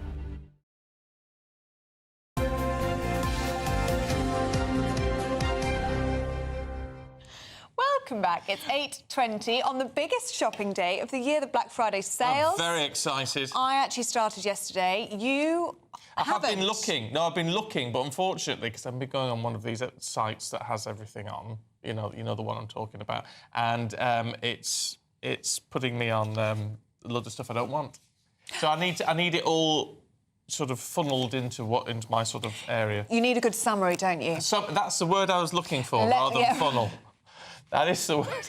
Well, let's get a funneled-down version, shall we, from Jack Carson, who's in London for us. Good morning to you, Jack. Are there lots of people out and about in London looking for a bargain? This is a bit quiet at the moment. It kind of feels a little bit like the quiet before the storm. But I mean, the shops that you can see all around us are pretty, big in their windows with the offers that they're offering. I mean, the biggest one that we've seen so far here on Regent Street is here. Look, you see up to 70% off everything in that window around us. We can see 30% off, 25% off. But with the huge increase in online shopping, even just over the past decade, long gone are those queues that we used to see and people fighting over TVs, maybe in a supermarket because they know they can just buy them online from an online retailer. £1.92 billion is expected to be spent just online today. In total, it's around £3.18 billion that we're expected to spend just today, with actually almost a 10% increase in sales offline. So places like here where we are on Regent Street could well be getting busier a little bit later on today. I've been speaking to some people this morning, people going to work. A lot of them have made the use of the fact that so many retail stores now offer Black Friday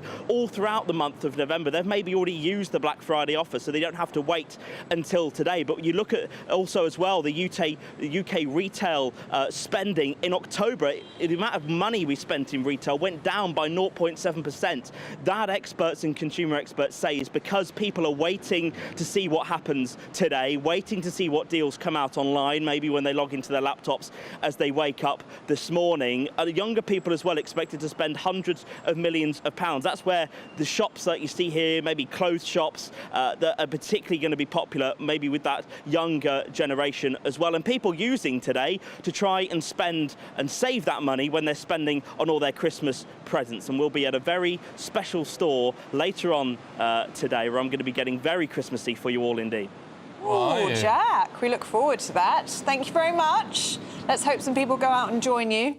Eventually. On the streets of London, yes. Well, everyone's online. Exactly. Everyone's just online, and I can't say I blame you, especially in this weather. Especially in this weather. weather. So with all those deals out there, let's get hold of someone who can really funnel them down for us and head to our Black Friday Deals Hub. And our technology editor, Aaron Brown, who's got completely the wrong surname for today.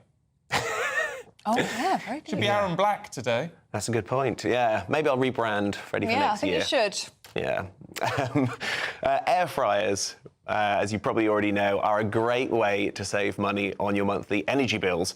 But we've got some Black Friday deals on these popular gadgets to save even more. First up, Ninja air fryers have dropped from £99 to $68.99 for the first time. And that deal is on Amazon and Robert Dias. Russell Hobbs air fryers have also dropped to the same price from a high of £109, and that deal is on very.co.uk. And for bigger families, Instant's dual-drawer air fryer with a large capacity is now half price, from £199 down to £99, and that deal is at instantpot.co.uk. Now, if you're not happy with the TV that you're watching us on this morning, there are some ludicrous savings to be had this Black Friday. Amazon's Fire TV Omni QLED is 49% off. It's just been replaced by a newer model, but if you're not fussed about owning the latest and greatest, this telly is now £279. And you know it's a really good deal because Amazon is limiting you to just one per customer. Or, for a big screen deal, the 60-inch LG smart TVs are as low as £379 at Argos today. And if you want to protect all those brand new Black Friday purchases, Amazon is offering half-price Ring video doorbells. You can pick up the latest model for just £60 today. That's all I've got for you for now, but we've got plenty more deals and bargains in the next half an hour. And if you missed any of the details on those, head to gbnews.com/Black Friday. Back to Stephen and Ellie. Thanks, Aaron. I love an air fryer. Do you? Yeah, absolutely love them. They're so Why? good. They just revolutionise the kitchen, make cooking so much easier. When you get a takeaway, you just whack it in there, freshens it up, and it feels like food is that what it is? You see, I don't get takeaways. Yeah, unless it's that's such a lie. Unless it's a pizza. No, only pizza. Don't anything else. Great in an air fryer. The pizza. Yeah, how do you fit a pizza in an air fryer? It's just slice by slice. Oh, can't be bothered with that. I've eaten it too quickly. Or you chop up some salmon. That's a spoonerism. No, it's not, because it's not the wrong way around. Anyway, chop up some salmon, stir in some teriyaki sauce, and then in the air fryer, stunning. Oh, really? So you're actually a good cook, so I'm surprised. You see, I had an air fryer, didn't like it. Oh. Gave it away. Oh. I need to give you some air fryer recipes. They're very good. It's changed the game, I think. Has it changed your life? It has. Yeah, and that's not an over-exaggeration. It actually has. Oh, there you go. Yeah, let me know if you agree with me, which you probably do. Well, yeah, you probably are. I'm usually on the pulse with these things. You are on the pulse with these things. You get me an air fryer for Christmas and I'll try it again. I've dug myself a hole with that one, haven't I? Yes, you have. Yeah, and I don't even have an excuse because Aaron Brown's given us all the best deals. Get on, order one now. All right, yep. Right. I'll head over to the GB News website and check out the best deals. All right. OK, on to more serious matters this morning. The TV presenter Greg Wallace has stepped down from MasterChef following a host of misconduct claims, all of which he denies. Yes, the Newsnight presenter Kirsty Walk has accused the 60-year-old of making sexualised jokes during her time on Celebrity MasterChef in 2011. Well, Walk is one of 13 people to have reported inappropriate comments over a 17-year period. Well, Sir Rod Stewart has fired shots at Wallace after hearing of his departure from MasterChef. He's tweeted this. So, Greg Wallace gets fired from MasterChef. Good riddance, Wallace. You humiliated my wife while she was on your show, but you had that bit cut out, didn't you? You're a tubby, bald-headed, ill-mannered bully. Karma got you, Sir Rod Stewart. He's not mincing his words, is he? He's not messing about there, no. Let's talk to former BBC producer and editor John Mayer, who joins us now. Morning to you, John. I mean, a lot of commentators, a lot of papers this morning are sort of bundling this all up with what we saw around Hugh Edwards and what we've seen around other presenters. But these allegations aren't of the same nature, are they? I don't know. I mean, the BBC's been very unlucky. They've lost 4 presenters involuntarily in the last few months, and 2 of them voluntarily, and it's all round about the same thing. But it's the BBC being overcautious. As soon as there's a whiff of smoke, the BBC retreats and says, take them off air. So, you know, we have to worry. But let's talk about presenters. I mean, presenters have to have a certain personality, a certain ego. You don't want bland presenters, do you? Not even on GB News. So, you know, their ego sometimes gets the better of them. My first job in television was working as a researcher to Robin Day. Now there's a man with an ego. You know, that was quite difficult to control. So, you know, let's feel sorry for Greg Wallace, but you know, there is a sort of a move now that anybody who talks out of turn gets pulled off air. And is that wise? I don't know. I mean, really, what's Rod Stewart got to do with it? Well, Rod Stewart's talking about the treatment of his wife, isn't he? And Eureka Johnson, who's also a former contestant on Celebrity MasterChef, is one of these complainants, saying when she was on the programme, an inappropriate joke was made about rape. I mean, that's not appropriate, is it? No, it isn't. I mean, and this story has got a lot of oxygen from Kirsty Walker, of course, who, who's well respected and who's done a short, sharp interview about it. So, there's obviously a lot of truth to it. But, if you hire a barrow boy, what do you expect? Do you expect a barrow boy not to be a barrow boy? Well, I mean, I do sort of wonder, and it's not to dismiss these allegations because we just don't know at this stage. But it is, Kirsty Walker's talked about sort of inappropriate, sexualised jokes, but she's someone, isn't she? I mean, she's not someone to be intimidated. Surely she could say, "Would you stop talking like that? I don't like it." Possibly. I mean, Kirsty is a very, very serious person, as you know. But if you read something out of the Mail today, the struggle to find anything in the encounter in Celebrity Mastermind which can be sexualised. So this has been bubbling on for a long time. And actually, to their credit, BBC News has been investigating it for 3 months, and they've come out with some good stuff today. No, I mean, if you hire a barrow boy, you get a barrow boy. Simple as that. But as you were saying, 6 presenters have left in recent months over, not all of them, but some of them at least, with issues regarding the same kind of ilk that we're talking about with Greg Wallace. I mean, does there need to be an internal or even an external review of workplace culture at the BBC?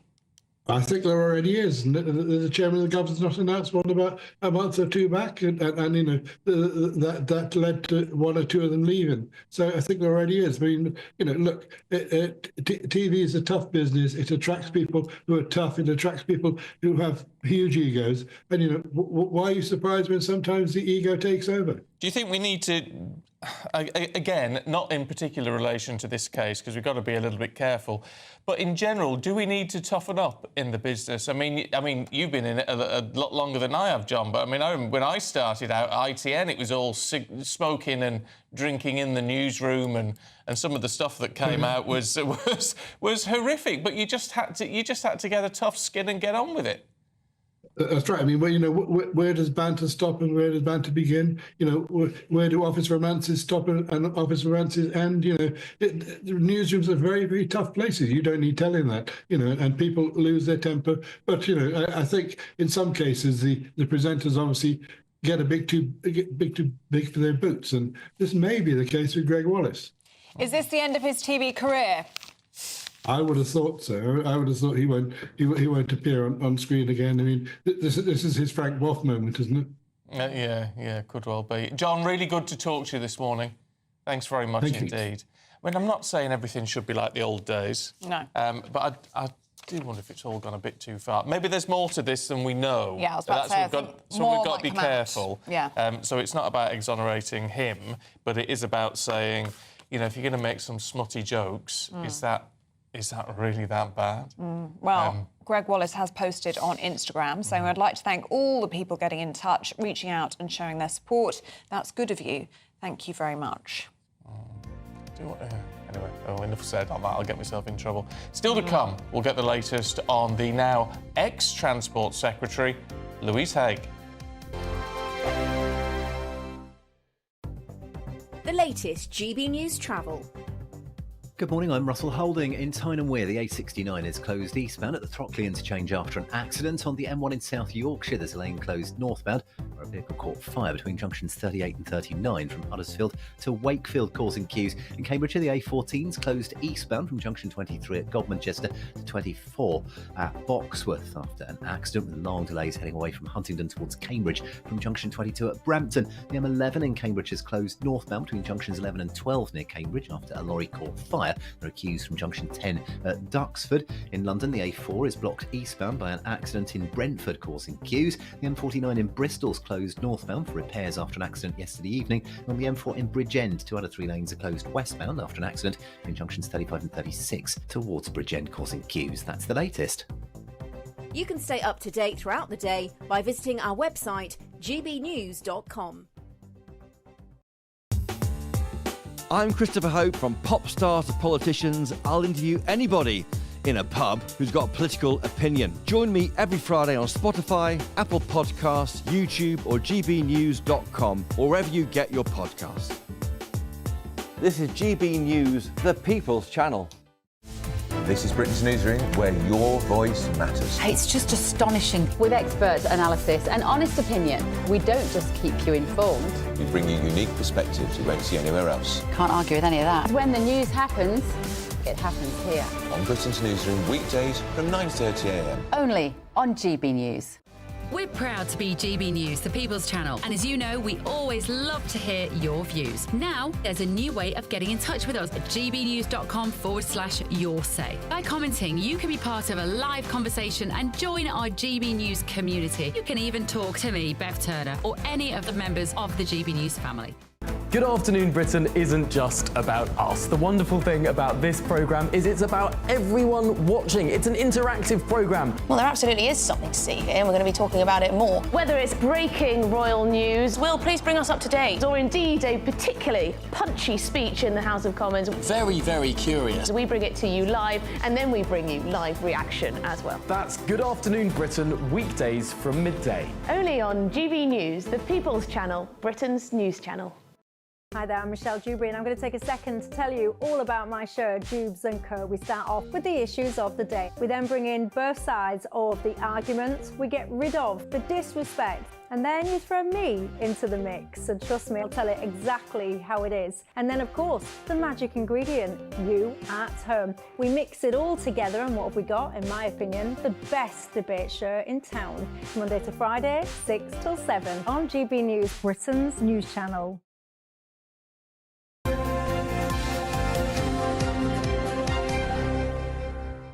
So the breaking news at 8:35 today is that Louise Haigh has resigned as Transport Secretary, the first Cabinet Minister to resign from this new Labour government.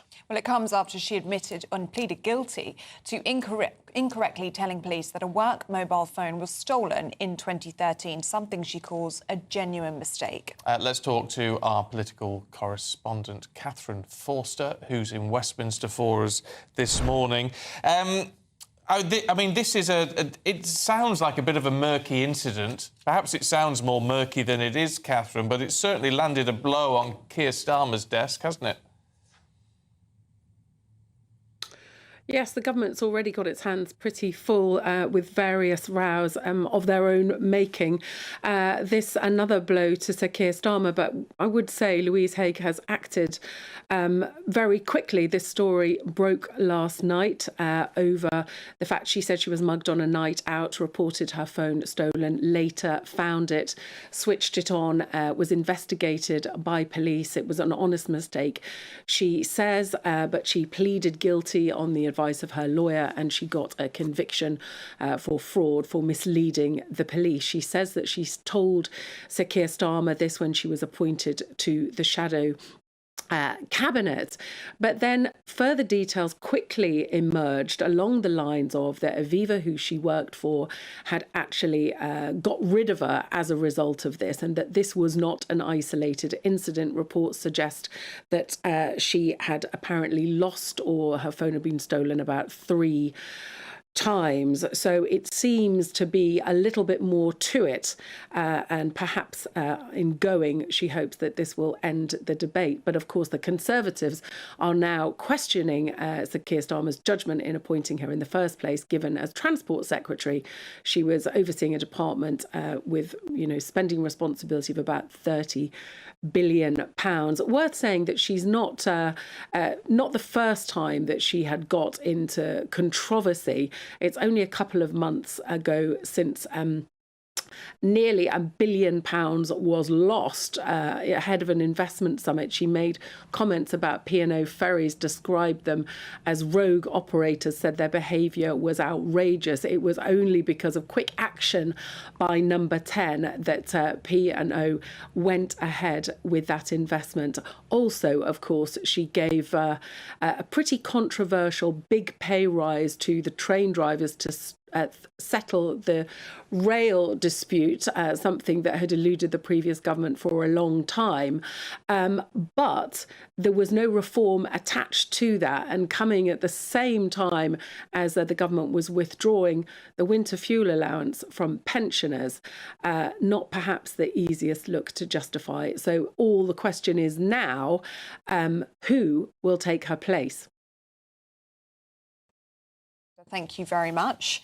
We're going to go through the sport now with Paul Coyte, who's here with us. Morning. Good morning. Quick word on the Europa League from last night. Oh, yes, please. Manchester United 3, Bodo Glimt from Norway 2. Ruben Amorim, his first win as Manchester United manager. Spurs drew with Roma 2-2. They scored a very late goal, Roma to equalise. Rangers, it was a shame. It was. Ruined my evening, I'll be honest with you. Yeah. Rangers beat Nice 4-1 in Nice. It's nice in Nice. It is. Yeah, nice in Nice. Especially, yes, yes. Especially for Rangers. I mean, that's a great result. It really is. And it's... People are questioning, well, how can they do it in Europe and they don't do it so much domestically? But, you know, it all bodes well for the future. In the Conference League, Chelsea beat Heidenheim 2-0. Hearts lost to Cercle Bruges. Oh, yes. I'll be honest with you. I know Bruges. You know, we know Bruges. But Cercle Bruges, I'm not familiar with. No. I've got to be honest with you. But, you know... But Bruges is a circle without a beginning and nobody knows where it really ends. Oh, right, enough. They lost 2-0. So, can we do a bit of canoeing? Kayaking? Yes, kayaking. Don't confuse your kayak with your canoe, because canoeists and kayakers hate that when it happens. The kayak's a very low-level one. Low level, or your canoe is more of your this, that, and this bit of that. Yeah. Oh, right, OK. Your Canadian canoe is actually a kayak, isn't it? I believe that to be. How do you know all of this? Darling, I'm always kayaking and canoeing. Well, clearly. I was canoeing only in September. Ellie, can I tell you something? Yes, please do. Stephen really saved my bacon then. Oh, did you not know the difference? About kayaking and canoeing. Really? Yeah, you really did. I could pretend to go, well, you got your kayak, but, you know... That'll be a fiver. Oh, well OK, thank you very much. Stephen, thank you for stepping in. Oh, well. Gabon's Ivindo River. It's a dangerous place to kayak or canoe. Oh, my goodness. And this is the first time a descent of Gabon's Ivindo River has ever been done. Look at this. See, that looks like a canoe to me. That's a canoe, isn't it? Well, yes, it's what we'd call a canoe, but it's not. It's a kayak. OK. That is going down a waterfall. Yes, he is. I mean, that's... I mean, look at that. Talk about white water rapids. I mean, that's proper white water rafting, that is, although you're not rafting, because a raft is another sort of boat. Never to be confused with a kayak or a canoe. But look at this. I mean, the power of that water. That's it. I mean, what do Scary. you do? How can you control that? Surely you just sit on there I don't think you can and you just let it take you. I don't know how they stay afloat, actually, because... I know. The power of the water because underneath that would just push you under. I don't know. That's scary. When you've done your canoeing or your kayaking, because when you learn, I remember doing that as a kid, you have to do the upside down thing and you have to push yourself back up. Yeah. That's the worst part of it, right? Yeah. Because with the canoe, you have that, like, little skirt thing that goes around that stops the water getting in. No, is that wrong? Well, that's like a slalom thing, isn't it? And I'm going to... maybe I was more of a slalom specialist. Yeah. But with a skirt on, yeah. Yes. That's on the boat, not on the person. Do we have time for birthdays? I've always got time for birthdays. Let's do very quick. Come on then, let's do something. We've got some birthdays. Let's Two go. sport, one showbiz. Here we go. First one, please. Who is this? Look at that. Andrew McCarthy. Andrew McCarthy. Are you familiar with Andrew McCarthy? I am not familiar with Andrew Brat McCarthy. Pack. He was one of the original... Molly Ringwald. Molly Ringwald. Molly Ringwald. That was in Pretty in Pink. Oh, I mean, those sorts... It was like the Brat Pack of the 80s, wasn't it? It was. I wanted Duckman to be with Molly Ringwald, but then Andrew McCarthy, a bit too preppy. But anyway, he was a huge star in the early 67. 67 for Andrew McCarthy. What do you think? I don't think she's far out. I'm going to go 66. 62 for Andrew McCarthy. Raging him. Couple of sport ones. Yeah. OK, first one, who's this? Ryan Giggs. Well, you know it's Fergie there on the left, but Ryan Giggs. How old is Ryan Giggs today? I think one of you is going to be correct. I've got a good feeling about this. 51. What do you say? 51. Right. Oh, I was going to go 51. I'll go the other way then, say 49. No, both say 51, because 51 is the right answer. That is very good. I knew one of you, but both of you together. Yay. I thought he was slightly older than me. OK, here comes the final. Eddie Howe, the Newcastle manager. Now, he's tricky because he kind of looks young for his age. It's a pretty tricky one to be able to tell, but I have a feeling one of you is going to be right again. 54. Oh, well, no, that's you're terrible. 47. So, sorry, Eddie. Sorry, Eddie, about that. Well, I think you look young for your age. They obviously don't. But anyway, Eddie Howe is 47 today. Lovely. Thanks, Coyte. Can't wait till it's your birthday. 72. 76, yes. There we are. Right, Paul, thank you. Have a lovely weekend. We're going through more Black Friday deals with our technology editor, Aaron Brown.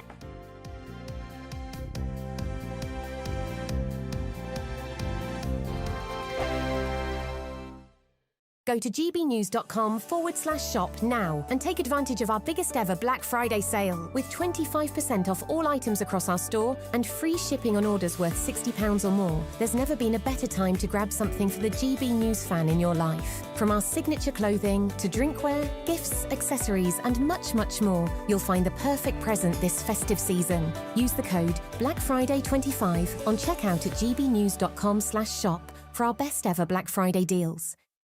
Sunday with Michael Portillo from 11, only on GB News.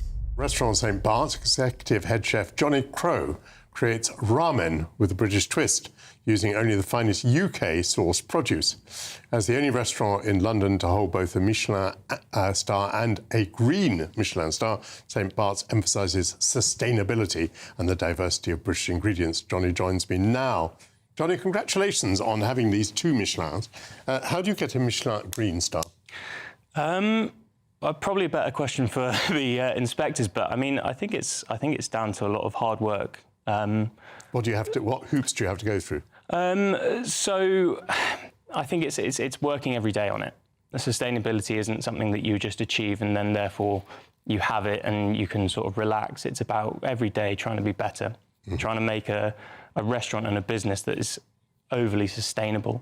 So what things do you do to make it sustainable? One of the main things that we've really tried to do is focusing on British produce, and actually, you know, part of that is about sustainability and food miles. A massive part of it for us was also about sort of helping the British economy and the farming economy and our fisheries as well. But yeah, no, the idea... You have a lot of farms near St. Bart's, which is in the heart of the City of London. Well, funnily enough, there's an amazing collective called Shrub Provisions, who we use a hell of a lot, who work with farmers all around East Sussex. So it makes a difference from flying it in from Kenya or somewhere else like that. But no, like a big part of it was, one, using British produce to cut down on food miles, but also helping sustain our farming industry. GB News, the People's Channel. Join me, Camilla Tominey, for a frank and honest discussion with those in power that cuts through the spin and gets to the heart of the issues shaping our nation. You haven't confirmed that you want to stand as leader, but you haven't ruled it out either. This report basically says that he's not fit to stand trial. Is he indecisive? Incompetent? I deliver the dose of reality Westminster needs. That's the Camilla Tominey Show at 9:30 every Sunday on GB News, the People's Channel, Britain's news channel.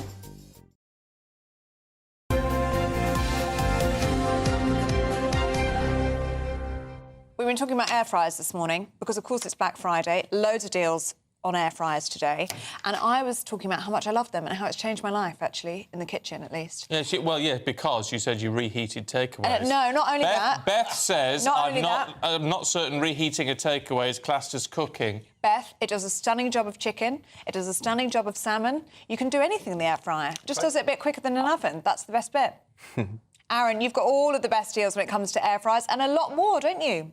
Absolutely, yes. All of our deals that we've already covered on air fryers are available on gbnews.com/Black Friday. But I'm going to move on now, speaking of household appliances, to vacuum cleaners. Now, which research might say that 9 out of 10 Black Friday deals suck, but trust me, we found the genuine article for you. G-Tech's AirRam 2 K9 cordless vacuum cleaner is £50 off on Amazon, but please don't buy it there because you can actually save £100 if you buy it direct from G-Tech's website instead. And Dyson cordless vacuum cleaners has dropped as low as £299. That's £150 off from the Dyson website. But again, there's a better deal available. You can pick up a refurbished model from Dyson's official outlet, which is on eBay. Prices are as low as £179 there. And don't worry, these models, they will come with the same 1-year warranty as buying new from Dyson. Henry Hoover's Extra model is on sale at Amazon. That was £179, it's now £129. And if you're wondering why it's called the Extra model, it's because it has a larger 9-litre dustbin compared to 6 litres on the standard red Henry Hoover. This morning on GB News, we've already talked about broadband and mobile phone deals, but let's take a look Energy. If you switch to a fixed tariff with British Gas today, they'll send you a £25 Amazon gift card for free, which is perfect if you want to treat yourself to some more Black Friday goodies. And while most Black Friday deals are reserved for new customers, Octopus Energy is bucking the trend and offering existing customers a free breakfast drink and breakfast roll from Greggs today. A limited number of codes will go live today and throughout the weekend in the Octopus app. That's all I've got for now, but we've got plenty more deals and bargains in half an hour's time. And if you missed any of those details, just head to gbnews.com/Black Friday. Back to Stephen and Ellie. Thanks, Aaron. Thank you very much indeed. Shall we go through the papers with Scarlett Maguire and Andy Jones? Morning, you two. Let's have a look at the Mirror and chemists. Scarlett? Yeah, so the Mirror has been running a campaign to save our chemists, our local chemists. So we should. But absolutely, absolutely. I love my local chemist. I'm in there all the time. And what chemists are saying is that the budget is not helping them at all, that both putting up the minimum wage and the national insurance means that yet more will be closing because chemists have been closing all over the country. And obviously what they're asking for is special deals, which I'm afraid I don't think they're going to get. And so how much is part of a campaign and how much is that we really are going to lose yet more? They're the front line of our NHS. Yeah, I know. Just put some figures on this. The Community Pharmacy England said that the new budget will add 152 million in costs in wages plus 50 million in national insurance to their members and the kind of independent high street chemists that we need. But you're absolutely right. I mean, what is the real cost then to the NHS? Because people don't have a local pharmacy where they can go and get something.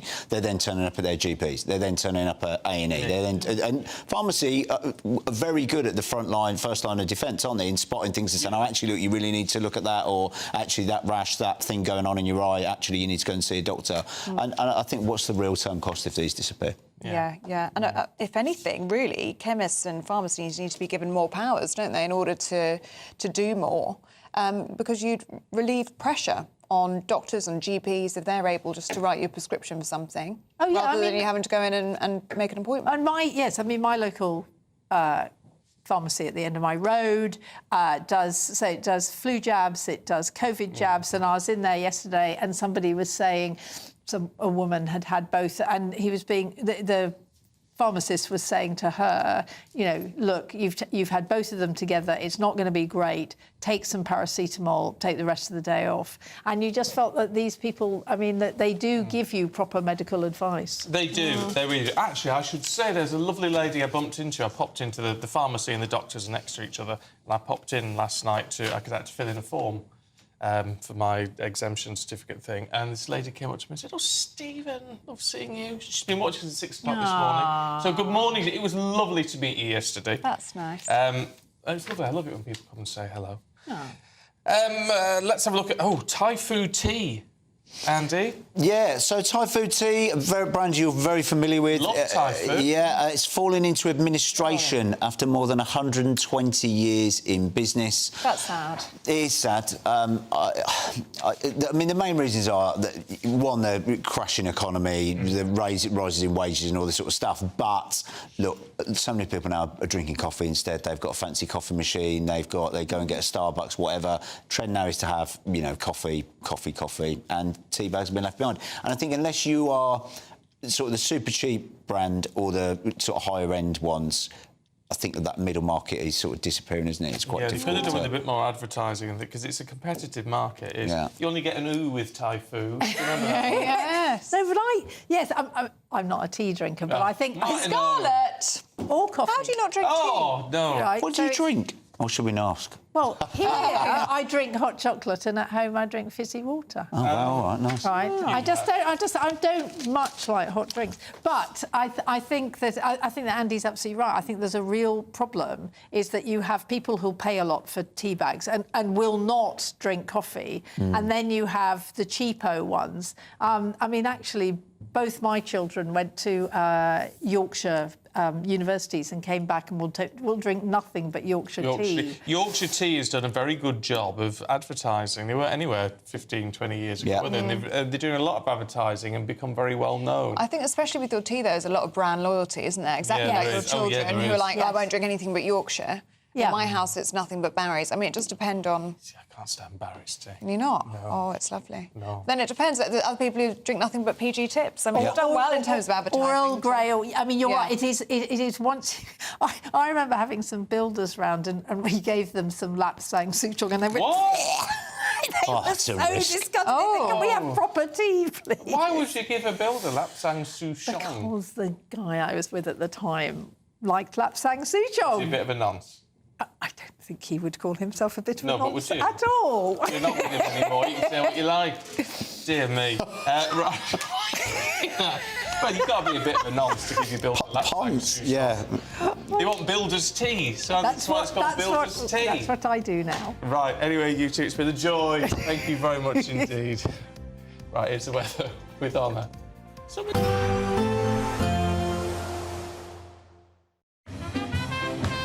There will be a light breeze in the morning, leading to a warm front.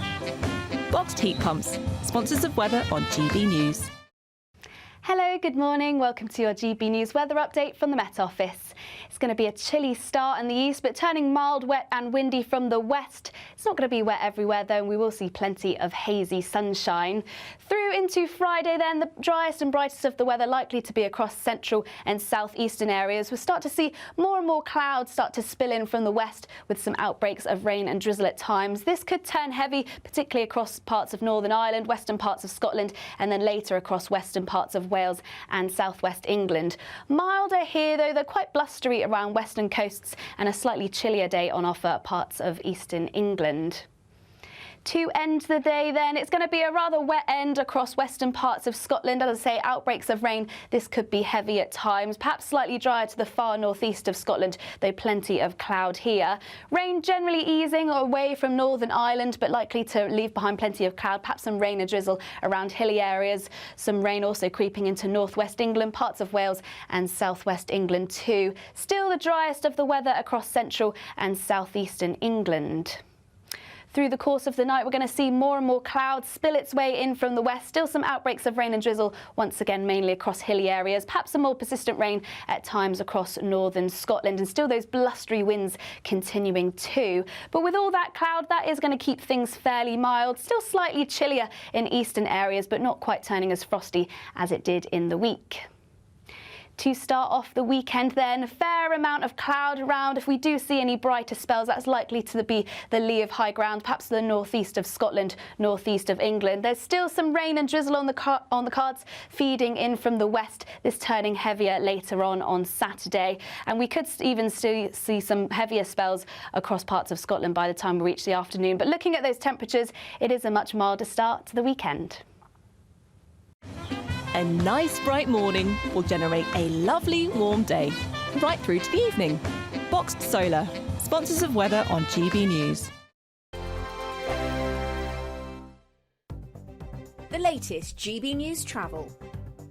Good morning, I'm Russell Holding. On the M1 in South Yorkshire, there's a lane closed northbound where a vehicle caught fire between junctions 38 and 39 from Huddersfield to Wakefield. There are queues from the Woolly Edge services. There are delays of up to 2 hours with some cancelled Irish ferry sailings between Holyhead and Dublin for operational reasons. In Cambridgeshire on the A14, there's a lane closed eastbound after an accident between junctions 23 and 24. Between Huntingdon and Cambridge, there are queues from junction 21. The M11 in Cambridge is closed northbound between junctions 11 and 12 near Cambridge after a lorry caught fire with queues from junction 10 at Duxford. In London, the A4 is closed eastbound at Brentford after an accident causing queues. The M49 in Bristol is closed northbound for repairs after an accident yesterday evening. On the M4 in Bridgend, 2 out of 3 lanes are closed westbound after an accident between junctions 35 and 36 from Pencoed to Sarn, causing delays. You can stay up to date throughout the day by visiting our website gbnews.com. Imagine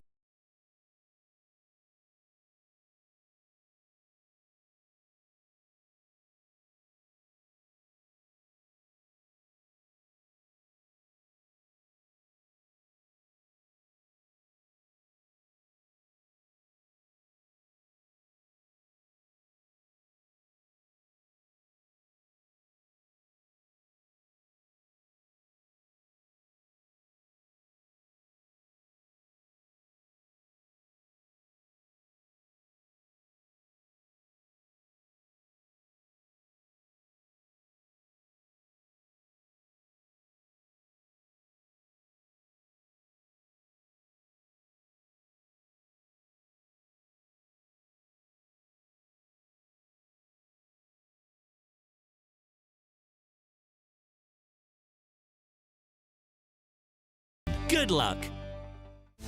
This is Britain's Newsroom, where your voice matters. It's just astonishing. With expert analysis and honest opinion, we don't just keep you informed. We bring you unique perspectives you won't see anywhere else. Can't argue with any of that. When the news happens, it happens here. On Britain's Newsroom, weekdays from 9:30 a.m. Only on GB News.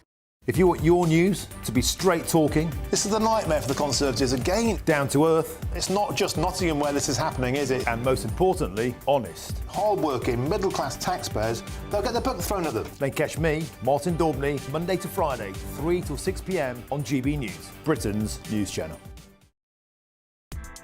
Join me, Nana Akua, for an informative, interactive news programme with a difference. It's fun.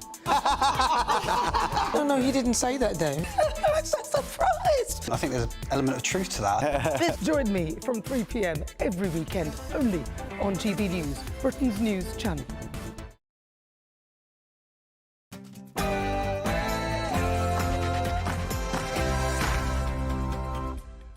Well, breaking news this morning, and the Transport Secretary has resigned. Yes, in 2013, Louise Haigh pleaded guilty to making a false report that her mobile phone had been stolen. In a letter to the Prime Minister, she said she's totally committed to the government's political project, but believes it will be best served by her support from outside government.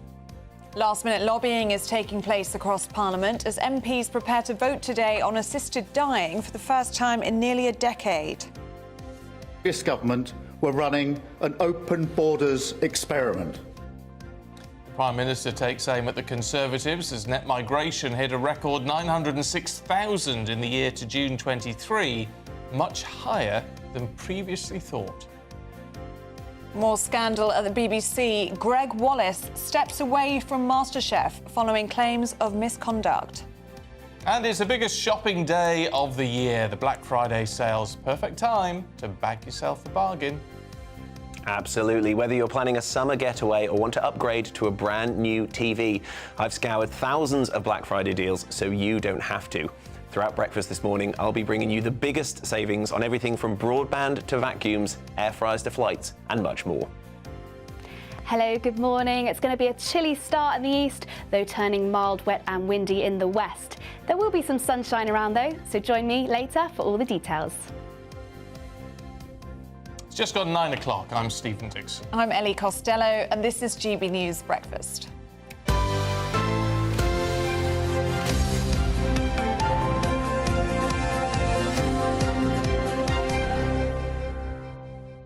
So we're starting with breaking news this morning, and the Transport Secretary, Louise Haigh, has admitted pleading guilty to misleading police when she was a parliamentary candidate in 2014. And now that that has come to light, she's resigned. Yes, it's reported that she appeared before a magistrate's court after making a false report that her work mobile phone had been stolen after she was mugged on a night out. But it later turned out it wasn't stolen at all, with claims that she made the false report for personal benefit. Well, she's also believed to have been fired from that job at Aviva because of the incident. In a statement, she said, well, actually, we'll forget that statement because that is the old statement. That's sort of saying about what happened with this incident. What she has done now is resigned and said that although, you know, she thinks the context of this has been lost, what she's saying to the Prime Minister is what we really need to do is focus on what the government's mission is and take herself out of the equation. Let's talk to the former Conservative, Bob Seeley, who joins us now. Bob, good to see you. Is this a storm in a teacup in a way, at least a boil that has been lanced very quickly and now it will all be over? Firstly, good morning. Good morning to your viewers. I'm not so sure because it might be that reading between the lines there's a little bit more to come out about this. But I think a lot of people, and not just former MPs, but also many Conservative voters and people who voted Reform as well, I think their sense is that this is a government that just keeps on getting worse. That Labour presented themselves in the election and indeed in the run-up as a party of moral probity. Since then, we found out that Sir Keir Starmer himself has taken more goodies and freebies by far than any other politician. And he's known about this fraud conviction for Louise Hay. And every time she went on the media attacking the Tories, which she did relentlessly, she was hiding her own previous convictions. And I know they're spent, so technically she doesn't have to declare them. But that's not really the point. As Keir Starmer said, you can't be a lawmaker and a lawbreaker, and yet his party seems to have them. Do you think this takes the government now? I mean, it already has so much on its plate, doesn't it, with protests after winter fuel, the backlash with all of that, and inheritance tax for farmers, and now the first resignation in the cabinet in just 5 short months. Yeah, no, it's pretty dire. And the list of things they're getting into trouble over, most of this is absolutely self-inflicted, taking away winter fuel payments, an act of cruelty that's going to put 100,000 pensioners in real poverty and hardship this winter, which is despicable.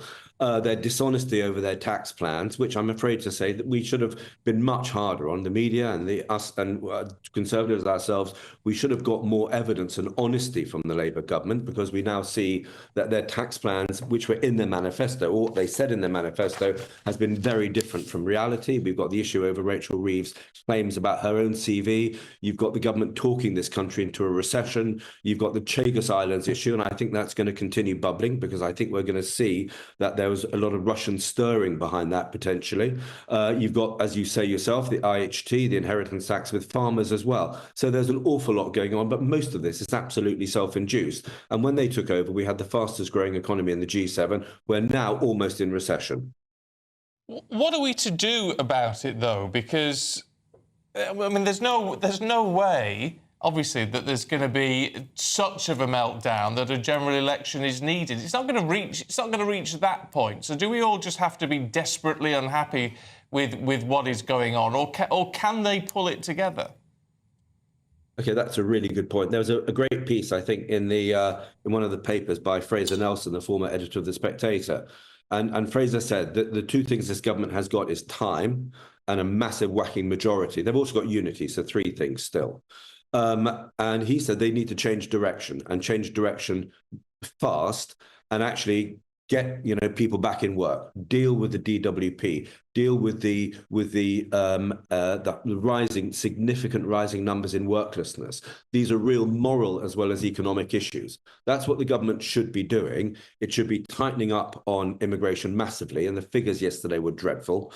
So there is so much to do. Do I think this government is going to do it? No, because I'm afraid to say they haven't learnt the lessons of the election, and they believe that the election was absolutely, okay, a rejection of the Conservative Party, but it was not a rejection of conservatism. We lost our vote because people didn't think we were delivering.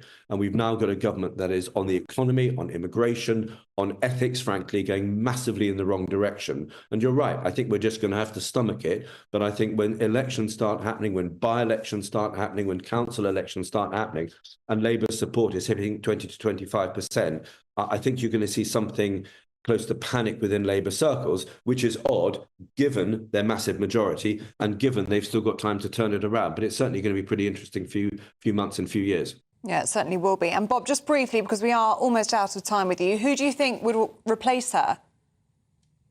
Don't know. There's so many to choose from. I'm not sure any of them are particularly good, but we shall see. OK. Well, Bob Seeley, good to see you. Thank you very much indeed. Well, it's the talk of Westminster this morning. These things always are. Not so much the fact that she's gone, of course, but about who will move in to that brief. But actually, there's a lot of serious stuff going on in Westminster today, because MPs will vote on assisted dying. Well, let's cross live now to Westminster and talk to our political correspondent, Catherine Forster. We've seen some big names come out in favour of this. Catherine, we've seen some big names come out in opposition, but there is a large number who are undecided or haven't been open yet about how they're going to vote. Yes, indeed, and that's why we do not know which way this vote is going to go. Now, the people gathered behind me in the pink from the Dignity in Dying group very much hope that MPs will vote to change the law. Kim Leadbeater's bill for terminally ill assisted dying for adults with less than 6 months left to live to be allowed to get the help of a doctor to end their own lives. It would have to be approved in each case by 2 doctors and a High Court judge. Now, I've been talking to people here in support of it. A lady that I spoke to has got terminal cancer. She desperately wants this option. I was also talking to Rebecca Wilcox, that's Esther Ranson's daughter. We'll be sending that interview back to you shortly and putting it on social media. Esther Ranson, of course, has been a passionate campaigner for assisted dying, and the Prime Minister, Keir Starmer, made her a promise that he would make parliamentary time for this debate, and so it has proved very, very early in this Labour government, but a huge choice. The people here convinced that this is the right thing to do, convinced the time has come, that it will save people dying horrible deaths, but there is a lot of opposition as well, and many former Prime Ministers, Gordon Brown, Theresa May, Boris Johnson, Liz Truss, have come out as opposed, along with the majority of palliative care doctors and many others. They are worried about this slippery slope that elderly people or disabled people may feel that they are a burden, may feel pressured into taking this option to save the NHS money, to save their relatives money, to be out of the way and not costing and not being a burden. We know that West Streeting, the Health Secretary, Shabana Mahmood, the Justice Secretary, are both opposed to this. They've been quite outspoken. Shabana Mahmood said that it would be death on demand. Both of those, if this is voted through, will of course be intricately tasked with making this work. A lot of unanswered questions still and a lot of undecided MPs, although at the moment there's more that have come out in favour than against. There's a huge number undecided, and I think a lot will depend on this 5 hours of debate starting at 9:30. We'll get the vote at about 2:30 this afternoon. We don't know how the Prime Minister will vote. We suspect he will vote for. I think if he goes into the yes lobby, then a number of wavering Labour MPs may follow him. We'll bring you with the debate and the results all through the day. OK, Catherine Forster there for us in Westminster. Thank you very much. Well, it's our poll of the day today. Do you fear that assisted dying law could be abused? I mean, that's the concern. That's what this is all about. No one's sort of really saying, well, people necessarily shouldn't have any choice whatsoever. But it's the safeguards which are the big issue. So could it be abused? Well, 76% of you this morning saying yes, 24% say no. So quite a split there, but it is interesting. Whether that sort of split will show itself in the House of Commons, I don't know. We'll bring you the results live throughout the day.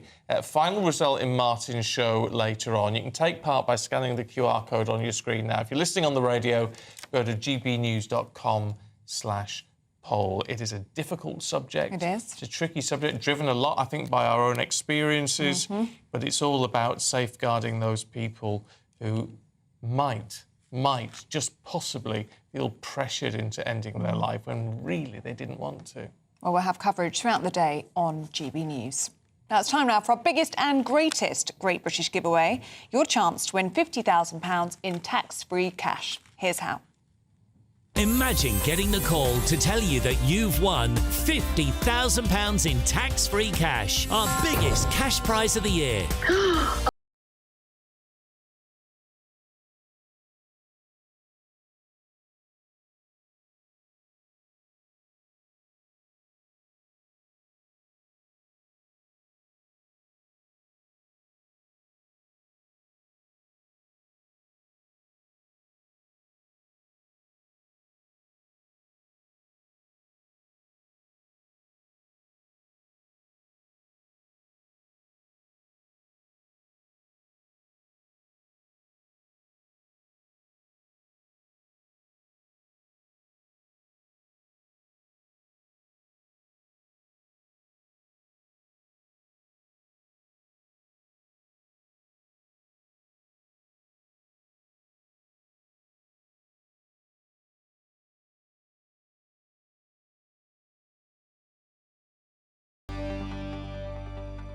Yes, best of luck to you on that one. Now, it is Black Friday today. Our technology editor, Aaron Brown, has all of the latest deals from us. And you've got a fan, Aaron. Oh. Beverly's been in touch saying, let's have much more of Aaron.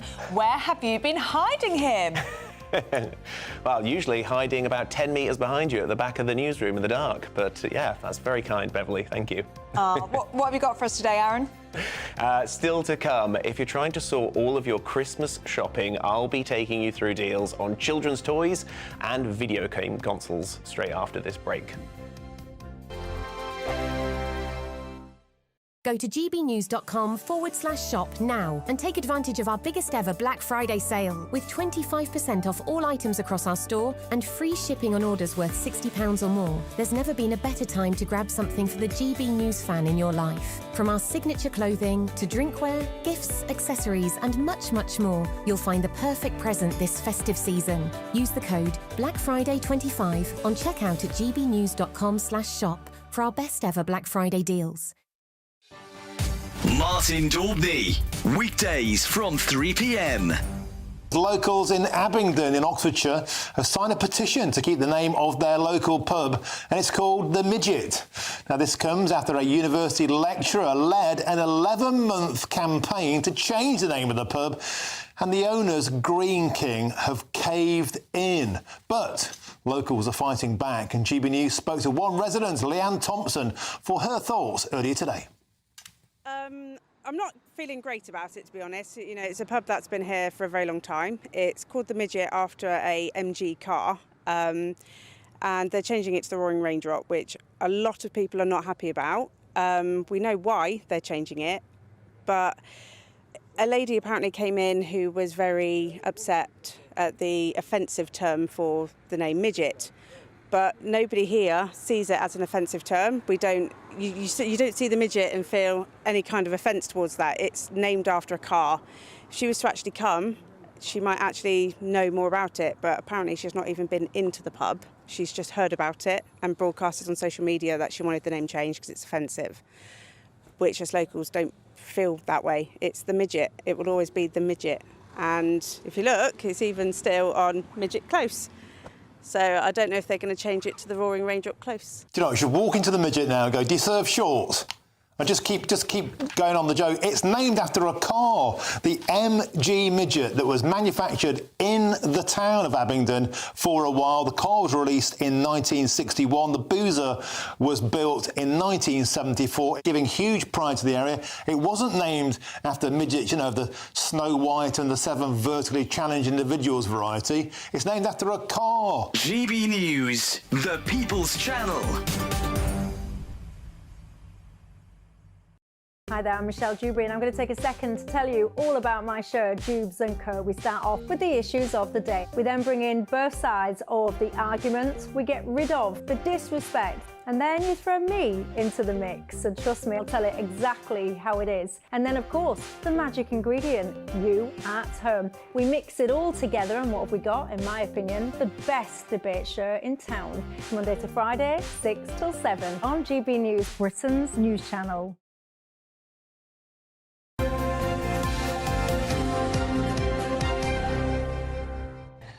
It's 9:17 and it is the biggest shopping day of the year.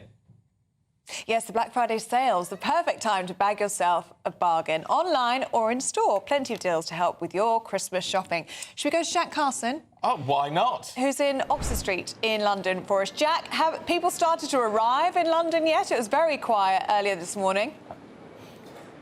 It was very quiet, but the first shops have started to open their doors on this Black Friday today. As we've been talking about all morning, more than £3 billion is expected to be spent just in the UK today, just on Black Friday. And that comes across both online and offline. The good news for high street stores, like here we are on Regent Street, you know, you can see the Black Friday offers that are in the windows here. We've got a 30% off everything there. We've got a Black Friday 20% off for members, 40% off for certain items as well. These are the deals that are going to be trying to get people that are, as you can see around, walking on the street into their stores. We're expecting about a 10% increase in offline sales, but of course so much now of Black Friday is all done online. As I was mentioning, £1.9 billion expected to be done online, which means we don't see the kind of the queues outside the doors. We don't see the scrapping maybe for a television from a supermarket as we have seen even just really a decade ago. But some of the biggest retailers aren't even really doing a Black Friday event today. The Apple store here in London is giving offers and vouchers, but it's not necessarily doing an official Black Friday event. But then you get other big department stores like John Lewis who are actually bringing in extra staff across the country. They've said they're bringing in 2,000 extra staff in store and 4,000 extra staff temporarily in their distribution centres because of the Black Friday event. Now, they've been running an event all throughout November, not just today. So we'll be seeing here on Regent Street just how busy it gets as people look for those deals. Jack, we've been loving your school uniform jumper this morning. And the puffer and the rucksack. Oh! It's Christmas. It's a Christmas jumper. Oh, Jack, Very brilliant good. stuff. Love it. Dress the occasion. Good stuff. Very good.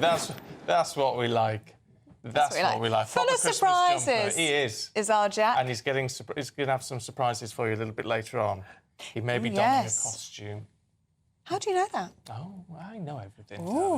I don't know all about every Black Friday deal. Thankfully, in our Black Friday deals hub with our technology editor, Aaron Brown, he has got everything you need to know. Morning, Aaron. Morning. I feel very underdressed now, having seen what Jack's wearing. You should. Perfect. Well, finally, we're going to wrap up with some deals that you cannot sleep on. British mattress brand Simba is offering 25% off its best-selling mattresses at the moment, with a maximum saving of over £800. And they'll even take away and recycle your current mattress for free. Eve Mattresses, meanwhile, is offering 60% off, with prices now starting from as low as £480. Now, both Eve and Simba are online-only brands, and if the idea of buying a mattress without testing it in a showroom first seems a bit odd, don't worry. You can try both of these mattresses for up to 200 nights and send it back at any point if you're unhappy. If you'd rather go to a showroom, though, Dreams is offering up to 50% off mattresses and will even guarantee delivery on select bed frames and mattresses before Christmas. It stocks popular brands like Temper and Silent Night. Now, if someone in your life is asking for a new console under the tree this Christmas, you can pick up the Nintendo Switch OLED with the latest Super Mario Bros. Game and a whole year of Switch Online. Now, that was £309, but AO.com members can pick it up for £290. But that price is the same on Amazon with no membership needed, so you might want to head there instead. Likewise, on Amazon, they've got the best deal on PlayStation 5 consoles, which now start from £309, the lowest ever price. Moving on to toys, prices in the Disney store are 30% off for Black Friday, including cuddly toys, puzzles, and dressing up costumes. This discount runs until midnight on Sunday. And if you don't want to shop online, Smith Toys is offering Black Friday deals online and in-store, so you can browse and collect today and pay the same price as you would on the web.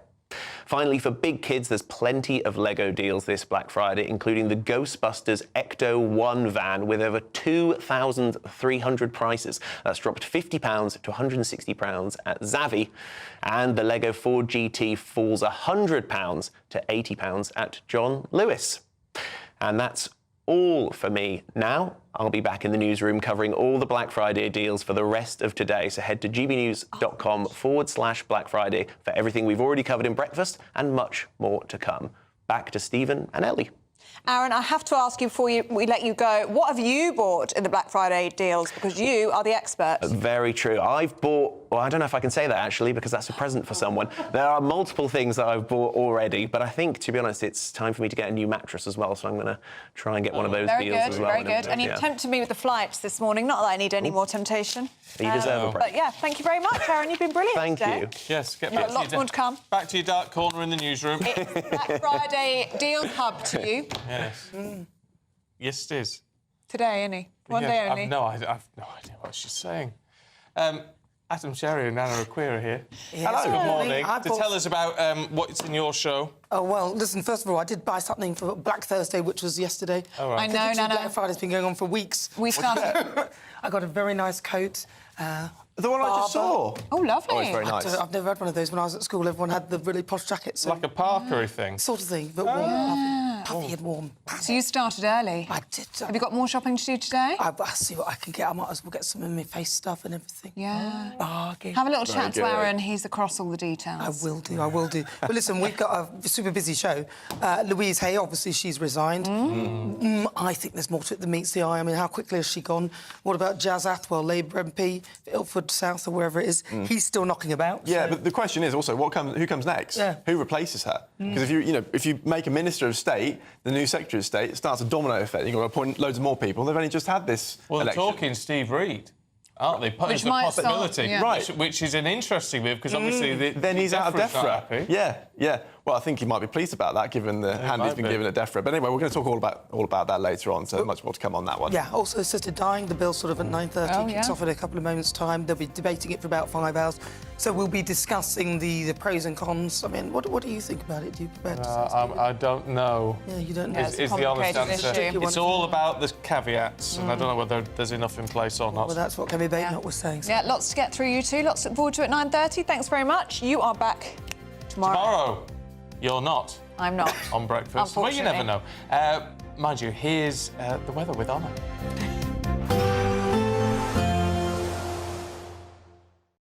Expect a warm front, moving from the kitchen right through to the rest of the house. Boxed Boilers, sponsors of weather on GB News. Hello, good morning. Welcome to your GB News weather update from the Met Office.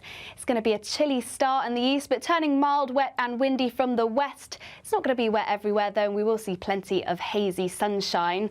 Through into Friday, then, the driest and brightest of the weather likely to be across central and southeastern areas. We'll start to see more and more clouds start to spill in from the west, with some outbreaks of rain and drizzle at times. This could turn heavy, particularly across parts of Northern Ireland, western parts of Scotland, and then later across western parts of Wales and southwest England.